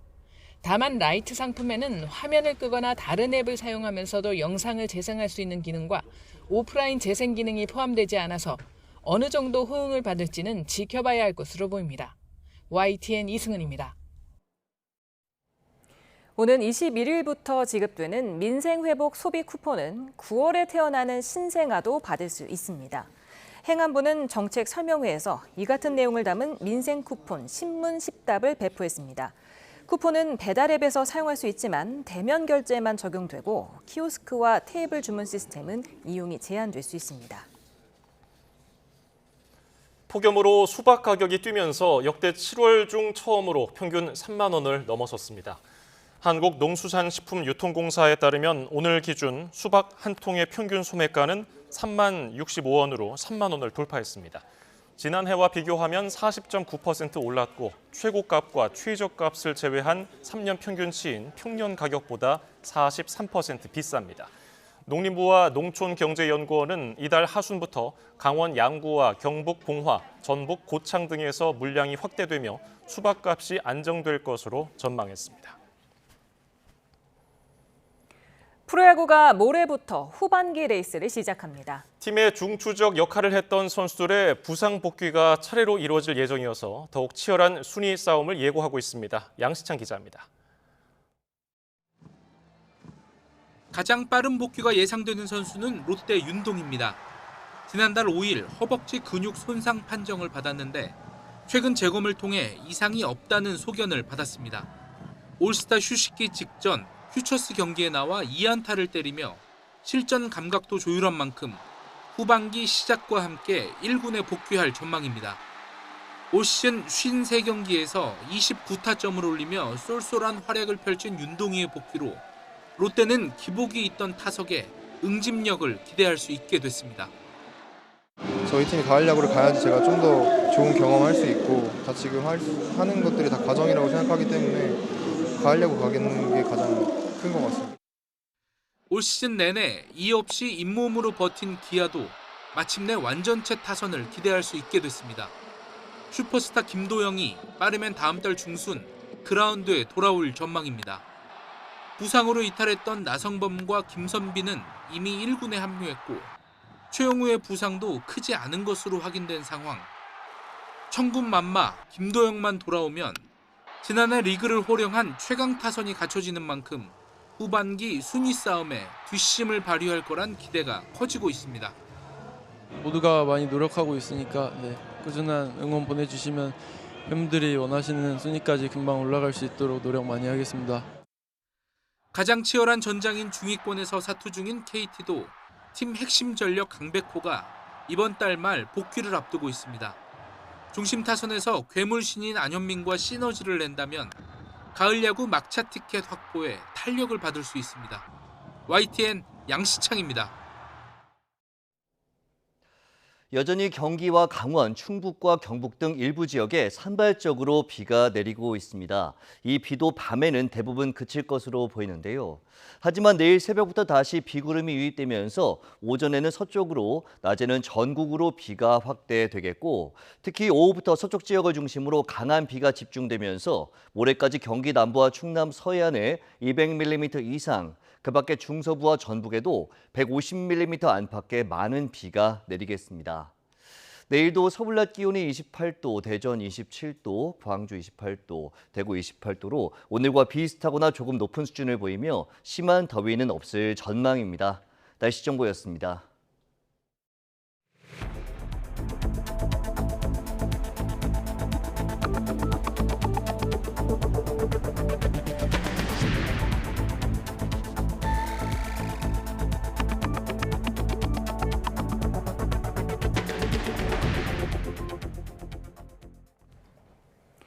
구속된 윤석열 전 대통령에 대한 조은석 내란 특검팀의 조사가 또 불발됐습니다. 특검은 강제 구인하지 않은 구치소 측에게도 책임을 묻겠다며 강수를 뒀는데 향후 조사를 성사시키기 위해 고심이 깊을 것으로 보입니다. 이준엽 기자입니다. 서울구치소 수감 중인 윤 전 대통령이 지난 11일과 14일에 이어 세 번째로 조사에 불응했습니다. 특검이 윤 전 대통령을 조사실로 데려오라는 인치 지휘를 거듭 내렸지만 이 역시 이뤄지지 않았습니다. 이에 특검은 윤 전 대통령 대신 구치소 팀장급 관계자를 불러 왜 강제 인치 지휘를 따르지 않았느냐고 따져 물었습니다. 경위를 파악한 뒤 엄중히 책임을 물을 것이라며 엄포도 놨습니다. 피의자 윤석열이 조사 자체를 거부하는 것으로 평가하고 있습니다. 우리의 형사사법 시스템상 진술을 거부할지라도 조사는 이루어져야 합니다. 그러나 교정당국 측은 물리력을 동원할 법적 근거도 명확하지 않고 일반적인 피의자도 강제로 끌고 나가지는 않는다며 응하지 않고 있습니다. 또 윤 전 대통령 측은 특검이 강제 인치만을 고집하고 있다며 목적이 수사가 아닌 망신주기냐고 반발하고 있습니다. 특검은 구치소 방문 조사에 대해서도 일단은 부정적인데 윤 전 대통령의 버티기가 이어지고 방문조사도 않겠다면 선택지가 많지는 않습니다. 검찰의 방문조사 거부에 그대로 재판에 넘겨진 이명박 전 대통령처럼 추가 조사 없이 곧바로 기소할 가능성도 거론됩니다. 그러나 이 경우 구속영장 신문 등에서 나온 쟁점들에 대한 혐의 보강도 포기해야 하고 향후엔 원칙적으로 구속영장에 담기지 않은 외환죄 등 혐의에 대해서만 윤 전 대통령 추가 조사가 가능해집니다. 결국 특검으로서는 어떻게든 기소 전 추가 조사를 성사시키기 위해 여러 방안을 저울질할 거로 예상되는데 조사가 이뤄지지 않을 가능성에 대비해 박종준 전 대통령 경호처장이나 김성훈 전 차장을 재소환하는 등 혐의 다지기도 이어가고 있는 것으로 보입니다. YTN 이준엽입니다. 조은석 특검의 수사를 받고 있는 김용대 드론작전 사령관은 무인기 작전이 비상계엄과 무관하다고 반박했습니다. 김 전 사령관 측은 YTN에 작전이 합참 지휘를 따라 오물풍선이 계속 날아오는 통상적이지 않은 상황에서 규정대로 진행됐다며 이같이 밝혔습니다. 이어 언론에 나온 사실에 비춰봐도 무인기 작전이 지난해 11월 중순 마무리됐는데 비상계엄과 관련이 있었다면 계엄 선포 직전에 더욱 열심히 해야 하지 않겠느냐고 되물었습니다. 김건희 여사의 집사로 불리는 인물에 대해 민중기 특검팀이 체포영장을 청구했습니다. 특검팀은 기업들이 투자한 배경에 김 여사의 힘이 작용했을 거라고 의심하고 있습니다. 김영수 기자입니다. 베트남으로 출국한 뒤 잠적한 김건희 여사의 집사 김모 씨에 대해 특검이 연일 경고장을 날린 데 이어 여권 무효화 조치에 나섰습니다. 이에 따라 김 씨에 대한 체포영장을 전격 청구했습니다. 자발적 기구 의사 또는 출석 의사가 없는 것으로 판단됩니다. 이에 김모 씨에 대한 여권 무효화 조치가 불가피한 상황이며 앞서 기각됐던 압수수색 영장을 다시 청구하지 않고 곧바로 핵심 인물에 대한 체포영장을 청구한 건데 김 씨와 아내의 특검 출석을 압박하는 동시에 법원에서 걸림돌이 됐던 수사 대상 논란을 해소하려는 전략도 있는 걸로 보입니다. 이와 함께 특검은 김범수 카카오 창업자를 포함해 투자기업의 경영진 소환 조사로 압수수색 영장 재청구를 위한 근거를 확보하겠다는 계획입니다. 김 여사와 친분이 있는 김 씨가 주주인 부실기업에 대기업들이 거액을 투자했다는 게 집사 게이트 의혹의 핵심인데 특검은 기업들이 큰 돈을 투자한 배경에 특별한 이유가 있었을 거라는 의심이 있다고 강조했습니다. 기업 실무선에 대한 조사 없이 최고 책임자를 바로 소환한 것도 특검이 신속한 수사가 필요하다고 판단했고 혐의 입증에도 자신감을 보인 거라는 분석이 나옵니다. YTN 김영수입니다. 최상병 특검이 이충면 전 대통령실 외교비서관으로부터 VIP 경로서를 뒷받침하는 추가 진술을 확보한 것으로 알려졌습니다. 이명현 특별검사팀은 어제 소환 조사한 이 전 비서관으로부터 윤 전 대통령이 수사 결과를 보고받고 화를 낸 걸 봤다는 진술을 확인한 것으로 전해졌습니다. 이 전 비서관은 VIP 경로설이 나온 재작년 7월 31일 대통령 주재 외교안보수석 비서관 회의에 참석한 인물 가운데 한 명입니다. 최상병 특검팀이 구명 로비 의혹과 관련해 오는 22일 임성근 전 해병대 1사단장의 이메일 내역을 확보할 계획입니다. 임 전 사단장은 오늘 특검 수사관으로부터 네이버 이메일에 대한 압수수색 영장 집행을 위한 소환과 참관을 통보받았다고 밝혔습니다. 이재명 정부 초대 내각 후보자들의 청문회는 증인 출석과 자료 제출을 놓고 매일 입씨름이 펼쳐지고 있습니다. 정책과 자질, 도덕성 검증 대신 고성과 설전만 오가는 상황에서 여야 모두 청문회 무용론을 제기했습니다. 황보혜경 기자입니다. 네이버 대표 출신으로 188억 원 재산을 신고한 한성숙 중소벤처기업부 장관 후보자의 청문회에서 여야는 증인 채택 문제로 언성을 높였습니다. 이재명 대통령과 네이버, 성남FC와 관계된 증인을 한 명도 부르지 못했다고 국민의힘이 문제를 제기한 겁니다. 이재명 대통령과 네이버 또 성남FC와의 관계로 인해서 재판 중이라는 이유로 말씀하셨던 성남FC 문제는 우리 한성숙 후보하고 아무런 상관이 없습니다. 슈퍼위크 첫날 강선우 여성가족부 장관 후보자 청문회에서도 야당은 갑질 의혹의 핵심인 전직 보좌관을 증인으로 요구했지만 민주당 반대로 무산됐습니다. 이번 주 예정된 17개 청문회에서 여야가 합의한 증인과 참고인은 대부분 한두 명 수준입니다. 자료 제출을 둘러싼 잡음도 끊이질 않습니다. 안규백 국방부 장관 후보자가 방위병으로 8개월을 더 복무한 일을 두고 야당은 영창에 갔느냐며 병적 기록을 요구했지만 후보자는 행정착오라며 거부했습니다. 저는 한 점 부끄럼 없이 세상을 살았습니다. 현재 관리되고 있는 이 병적 기록상에는 실제와 다르게 돼 있습니다. 증인도 자료도 없이 후보자 입만 지켜보는 건데 여야는 제각각의 이유로 청문회 무용론을 제기했습니다. 국민의힘은 비방과 인신공격, 반대를 위한 반대로 일관했습니다. 현행 인사청문 제도에 대한 회의감마저 듭니다. 절대 다수 의석을 힘으로 증인 채택을 원천 차단하고 있습니다. 하루만 뭉개면 그만이다라고 하는 검은 속내가 드러나 보입니다. 여당은 방어, 야당은 공세라는 기조에 첨예한 정치 갈등 상황이 맞물리면서 검증 대신 공방만 있다는 비판이 나옵니다. YTN 황보혜경입니다. 강선우 여성가족부 장관 후보자의 보좌진 갑질 논란이 격화하는 가운데 더불어민주당 보좌진 단체가 김병기 원내대표를 만나 실망감을 전달했다고 밝혔습니다. 민주당 보좌진 협의회는 오늘 김 원내대표와 간담회를 열고 보좌진 인권과 처우에 관심이 부족했다는 점과 이번 일로 상당수 보좌진이 실망감과 상실감을 느꼈다는 사실을 전달했다고 밝혔습니다. 이어서 정쟁의 한복판에 서게 된 보좌진을 위해 실질적인 처우 개선 방안을 마련하는 것이 중요하다며 김 원내대표에게 논의 체계를 만들 것을 요구했고 확답을 받았다고 덧붙였습니다. 어제 교수단체에 이어 오늘 진보 성향인 전교조도 이진숙 교육부 장관 후보자의 사퇴와 지명 철회를 촉구했습니다. 이 후보자가 검증대에 오르는 내일이 청문 전국의 최대 분수령이 될 것으로 보입니다. 윤웅성 기자입니다. 진보 성향 교원단체인 전국교직원 노동조합이 이진숙 교육부 장관 후보자 사퇴를 강력히 요구했습니다. 논문 표절 논란과 두 딸의 조기 유학 등 여러 의혹을 종합해봤을 때 공교육 수장으로서 자격 미달이라는 겁니다. 이재명 대통령은 지금이라도 부적격 교육부 장관 지명을 철회해야 합니다.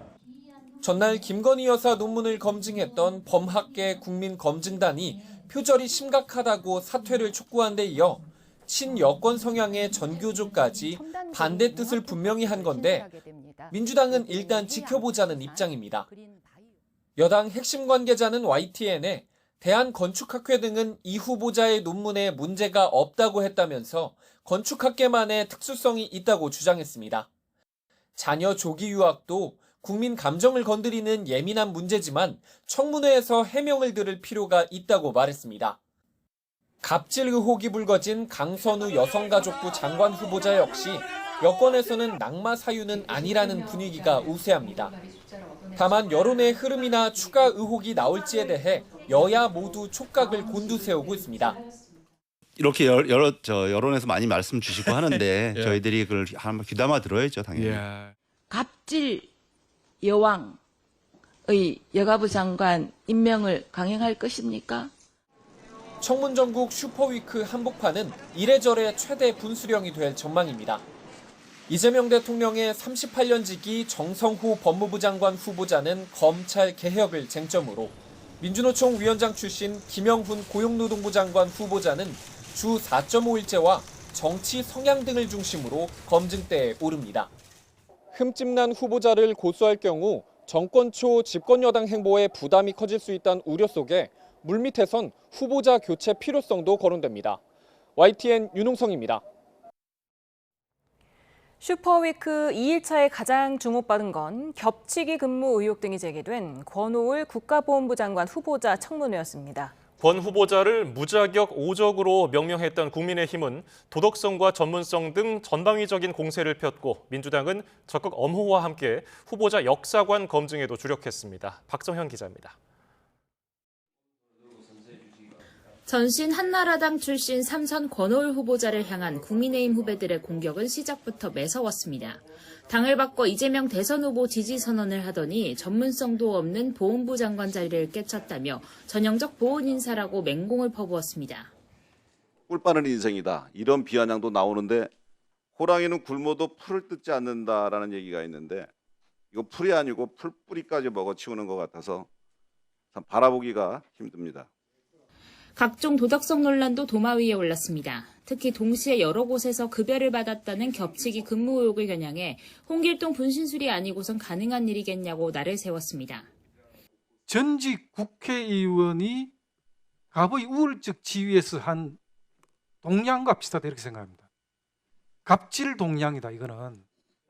권 후보자는 비상금 고문으로 적법한 대가를 받은 거라면서도 당시 생활이 매우 어려워 소액 자문료를 받았고 국민 눈높이에 미치지 못한 점이 있다고 고개를 숙였습니다. 젊은 친구들, 직장에 있는 젊은 친구들은 충분히 그래 볼 수 있겠구나. 앞으로 이런 처신에 조금 조심하고 신경을 써야 되겠다. 여당은 국민통합이라는 국정 철학을 드러낸 인선이고 후보자가 독립유공자 관련 특별법을 내는 등 자격도 충분하다고 엄호에 나섰습니다. 특별한 희생에는 특별한 보상이 필요하다는 이재명 대통령, 이재명 정부의 그런 정책 이념과 맥을 맞닿아 있다고 생각이 되고요. 후보자 이념 역사관 검증에도 힘을 쏟았습니다. 건국절 논란과 홍범도 장군 흉상 이전 등 지난 정부에서 쟁점이 된 이념 논쟁에 대한 입장을 집중적으로 물었습니다. 12.3 비상계엄 사태와 내란 종식에 보훈부가 주요 역할을 해달라는 주문도 잊지 않았습니다. 12.3 내란 극복일을 정부 기념식에 포함시켜야 된다라고는 요구사항이 많이 있거든요. 기초를 그까지는 아직 제가 생각을 해보지 못했습니다. 적극적으로 전향적으로 생각해 보실 의사는 있으십니까? 생각하겠습니다. 앞서 국민의힘이 권오을 후보자를 무자격 5적 가운데 하나로 규정한 만큼 인사청문 보고서 합의 채택이 쉽지 않을 수 있다는 관측도 나옵니다. YTN 박정현입니다. 국방부 장관 인사청문회에서는 64년 만에 문민 장관 후보로 낙점된 안규배 후보자의 안보관과 자질 검증이 이어졌습니다. 안 후보자는 이재명 정부 임기 안에 전시작전 통제권을 전환하는 게 목표라고 말하기도 했는데 대통령실은 일단 선을 그었습니다. 나혜인 기자입니다. 민주당 5선 의원으로 줄곧 국회 국방위원회에서 활동해온 안규백 후보자는 참여정부 때 시작된 전시작전권 전환 준비가 상당한 성과를 이뤘다고 평가했습니다. 우리 군의 피나는 노력으로 한미 간 주기적 평가를 거쳐왔다며 이재명 대통령의 대선 공약임을 재확인했습니다. 전작권 전환은 먼저 이재명 정부 이내에 전환을 목표로 하는 전작권을 전환해도 한미 연합 방위 체계는 흔들리지 않는다고 강조했습니다. 주한미군 감축이나 역할 재조정 역시 미국이 일방적으로 주장한다고 되는 게 아니라고 부연했습니다. 다만 대통령실은 후보자의 개인 의견이라며 전작권 환수 공약에 시한을 정한 건 없다고 선을 그었습니다. 안 후보자는 또 한미 연합훈련은 반드시 해야 하고 우리의 주적은 북한이라며 정동영 통일부 장관 후보자와도 견해차를 드러냈습니다. 대적관과 북한과는 확고히 세워야 된다고 생각하고 있습니다. 훈련과 연습에 대해서는 저는 어떤 경우가 있더라도 해야 된다고 생각하고 있습니다. 다만 제복 입은 군인과 달리 문민 장관은 한반도 평화를 생각해야 한다며 9.19 남북 군사 합의는 단계적으로 복원해 가야 한다고 언급했습니다. 여당은 불법 계엄에 동원된 군을 재건할 적임자라고 추켜 세웠지만 야당은 단기 사병으로 병역을 마친 안 후보자의 복무 기록을 문제 삼아 우려를 나타냈습니다. 대통령 총리는 군에 안 갔다 오셨고요. 장관 후보자는 방위병 출신입니다. 따라서 국가안보에 위기가 생기면 어쩌나 하는 국민들의 우려가 있음을 안 후보자는 문민 장관으로서 합참의장에게 군령권을 일정 부분 위임할 생각도 하고 있다며 그래도 국방위 경력 15년이면 최소한 대령 정도 역량은 되지 않겠느냐고 자평했습니다. YTN 나인입니다. 이재명 대통령이 김병완 금융위원장에게 금융위의 적절한 규제 정책으로 큰 효과를 보고 있다고 칭찬했습니다. 강유정 대변인은 비공개 국무회의 발언 내용을 소개한다며 이같이 밝혔습니다. 지난달 금융위는 수도권 주담대를 6억 원으로 제한하는 새 정부 첫 부동산 정책을 냈고 이 대통령은 지난 4일 대전 타운홀 미팅에서도 정책 담당자를 공개 격려했습니다. 이재명 대통령이 오는 10월 경주에서 열리는 에이펙 정상회의 초청 서한을 20개 회원국 정상에게 보냈습니다. 미국 트럼프 대통령과 중국 시진핑 국가주석 등이 초청 대상에 포함됐는데 북한과 러시아의 참석 여부도 주목됩니다. 홍민기 기자입니다. 이재명 대통령이 오는 10월 경주에서 열리는 에이펙 정상회의를 앞두고 각 정상에게 초청 서한을 보냈습니다. 미국, 중국 등 20개 에이펙 회원국이 대상입니다. 이 대통령은 초청 서한에서 에이펙이 지난 30여 년 동안 아태 지역 내 지속 가능한 경제 성장과 번영에 기여해 왔음을 높게 평가하고 앞서 이 대통령은 보수 언론인들과 회동해서 미국 트럼프 대통령이 에이펙에 와야 하는데 아직 결정되지는 않았다는 취지로 말한 것으로 전해졌습니다. 중국 시진핑 국가주석의 참석 가능성도 비교적 크다고 언급한 것으로 알려졌습니다. 올 겁니다. 이런 식의 표현이었던 것 같습니다. 반드시 날짜를 잡아가지고 의정이 확정이 됐고 그런 것까지는 아니고 이런 단계는 아닌 것 같고. 알겠습니다. 대통령실은 회원국 중 하나인 러시아에도 외교 공관을 통해 초청 서한이 발송됐다고 밝혔습니다. 북한의 에이펙 참석 가능성에 대해선 회원국이 아닌 만큼 서한을 보내진 않았다면서 초청 여부는 외교 통일 라인에서 검토해봐야 한다고 설명했습니다. 에이펙은 아시아 태평양 지역 국가들로 구성된 국제기구로 우리나라에서 정상회의가 열리는 건 지난 2005년 부산회의 이후 20년 만입니다. 지속 가능한 내일이라는 주제로 열리는 올해 회의에선 지역 내 국가들의 연결성 강화, 디지털 혁신 진전 등이 논의될 예정입니다. 이번 에이펙 참석자는 각국 대표단과 민간 기업인 등을 포함해 최대 3만 명에 달할 것으로 전망됩니다. 앞서 비상계엄과 탄핵 정국을 거치며 인프라 준비가 더디다는 지적도 불거졌는데 대통령실은 민관 협력을 통해 숙소 등은 큰 문제가 없는 것으로 파악됐다고 설명했습니다. 이번 정상회의가 미국과 중국, 북한과 러시아가 한자리에 모이는 계기가 될지 주목되는 가운데 대통령실은 각국 정상의 참석 여부는 확정되는 대로 밝히겠다고 설명했습니다. YTN 홍민기입니다.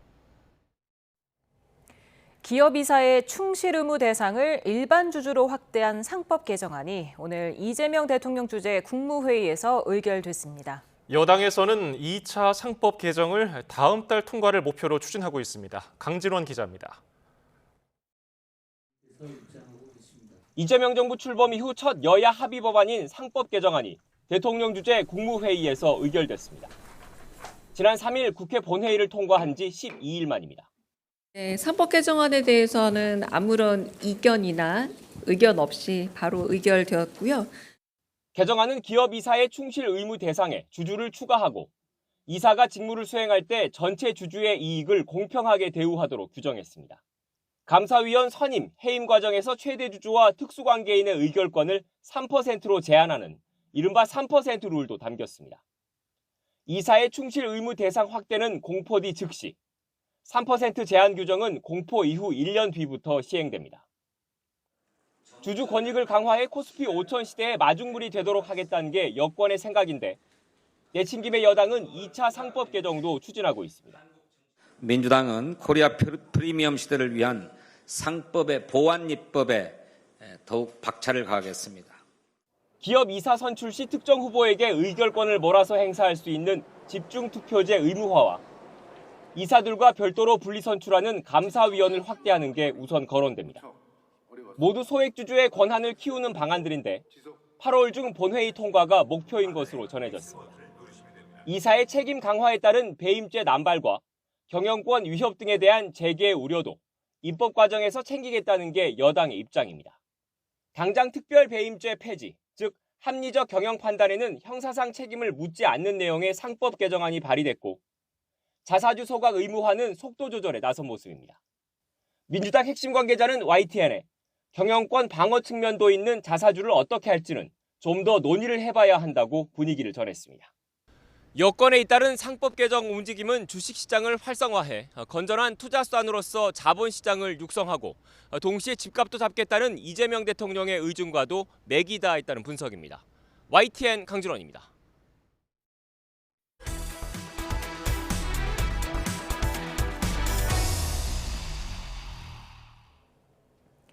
기말고사 기간 학교에 침입해 시험지를 빼돌린 학부모와 교사, 이를 도운 행정실장이 모두 구속됐습니다.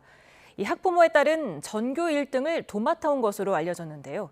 학교 측은 전 과목 성적을 0점 처리하고 퇴학시키기로 했습니다. 김근우 기자가 취재했습니다. 얼굴을 가린 여성이 법원으로 들어옵니다.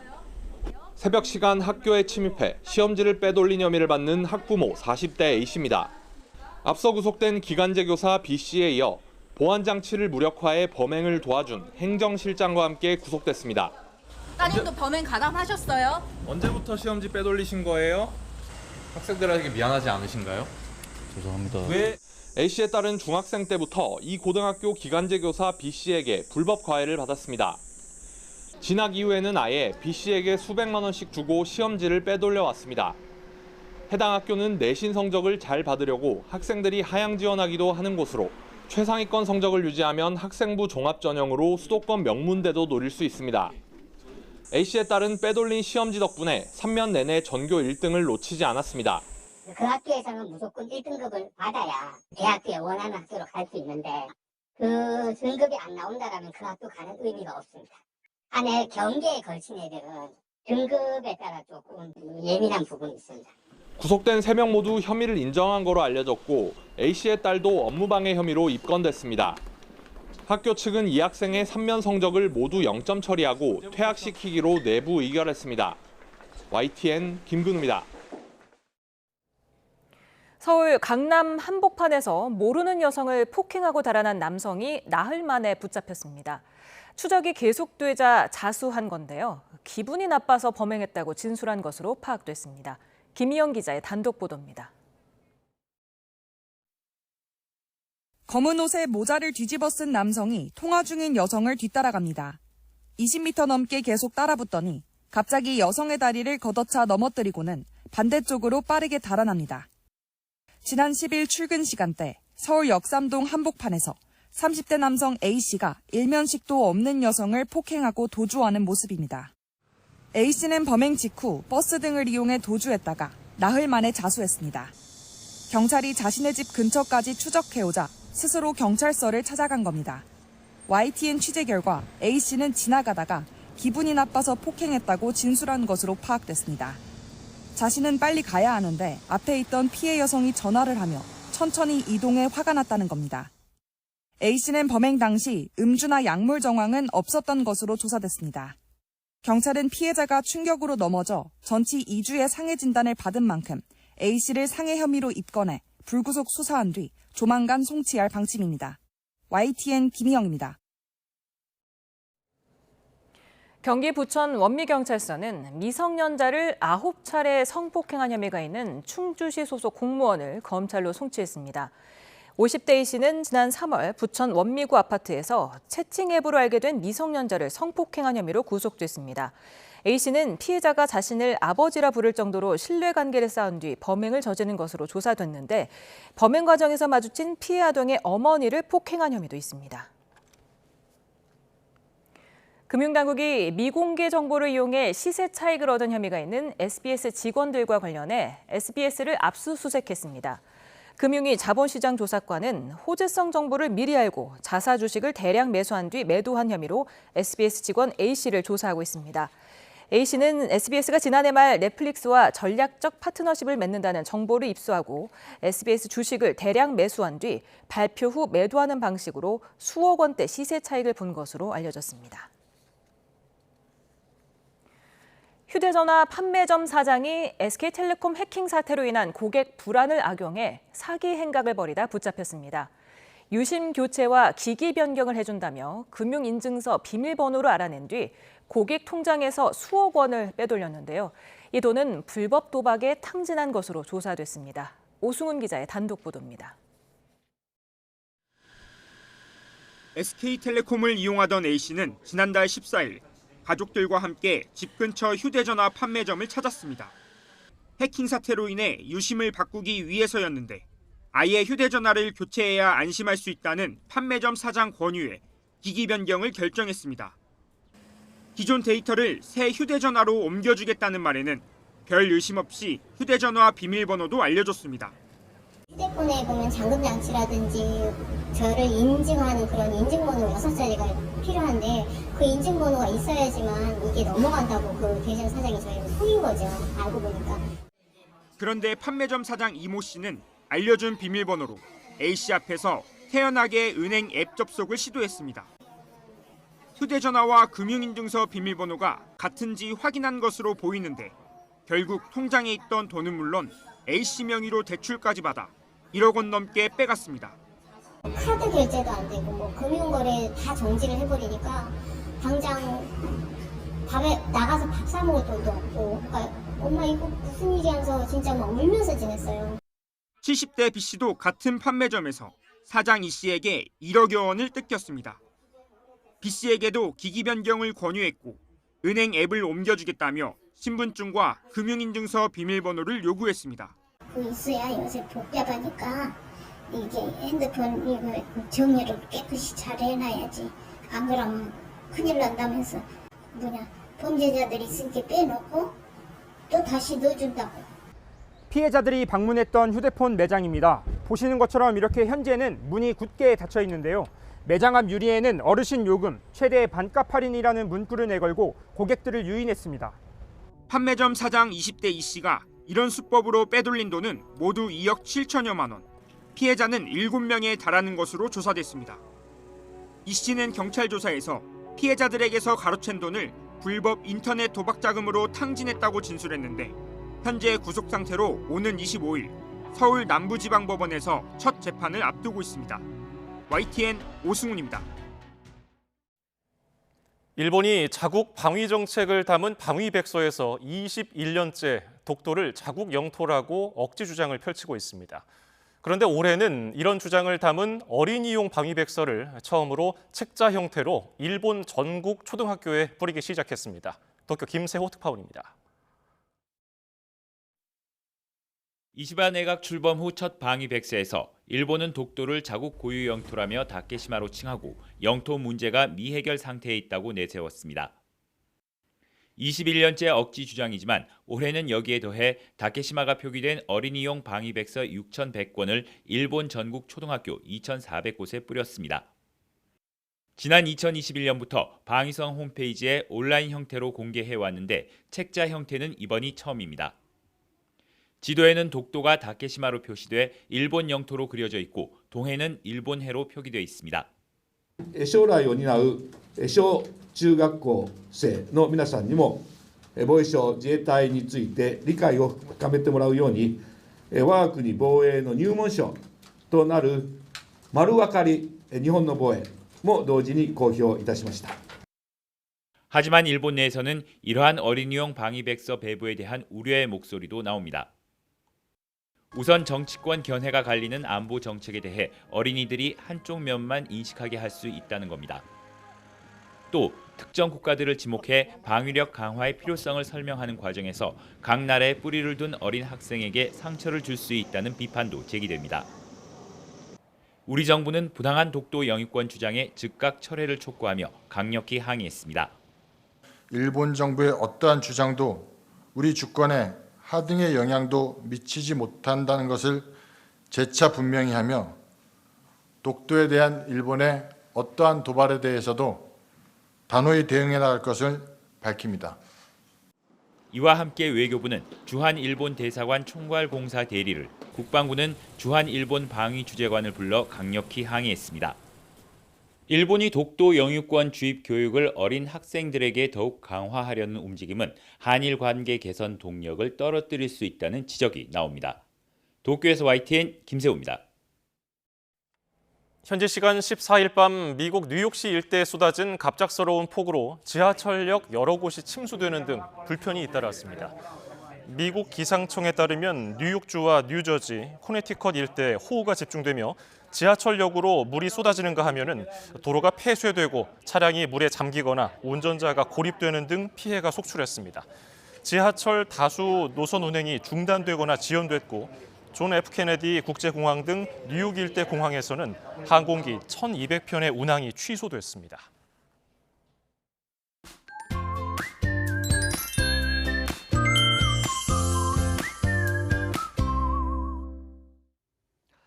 내일도 전국에 비가 내립니다. 특히 내일 오후부터 중서부를 중심으로 강하고 많은 비가 오겠는데요. 시간당 30에서 50mm로 세차게 쏟아지겠습니다. 또 모레까지 경기 남부와 충남 서해안에 200mm 이상, 그 밖에 서쪽 지역에도 최고 100에서 150mm가 넘는 많은 비가 내리겠습니다. 하수도와 배수구 점검 잘해 주시기 바랍니다. 내일도 폭염은 쉬어갑니다. 한낮에 서울 28도, 대전 27도, 대구는 28도 예상됩니다. 이번 비는 주말까지 길게 이어지겠는데요. 모레 새벽에는 호남에도 강한 비가 예상되고요. 주 후반부터는 남서풍이 유입되면서 더위의 기세가 점차 강해질 전망입니다. 이렇게 비가 자주 내리면 식중독이나 수인성 감염병을 주의해야 하는데요. 따라서 식재료를 잘 세척하고 음식을 완전히 익혀서 먹는 게 좋습니다. 또 진드기나 곰팡이에 의해서 알레르기가 발생하기 쉽고 세균이 번식하면서 눈병이 발생할 가능성도 높은 만큼 청소와 개인 위생 관리 잘해 주시기 바랍니다. 날씨 캔버스의 김수연, 이혜민이었습니다. 오늘 뉴스 플러스는 여기까지입니다. 시청해주신 여러분 고맙습니다.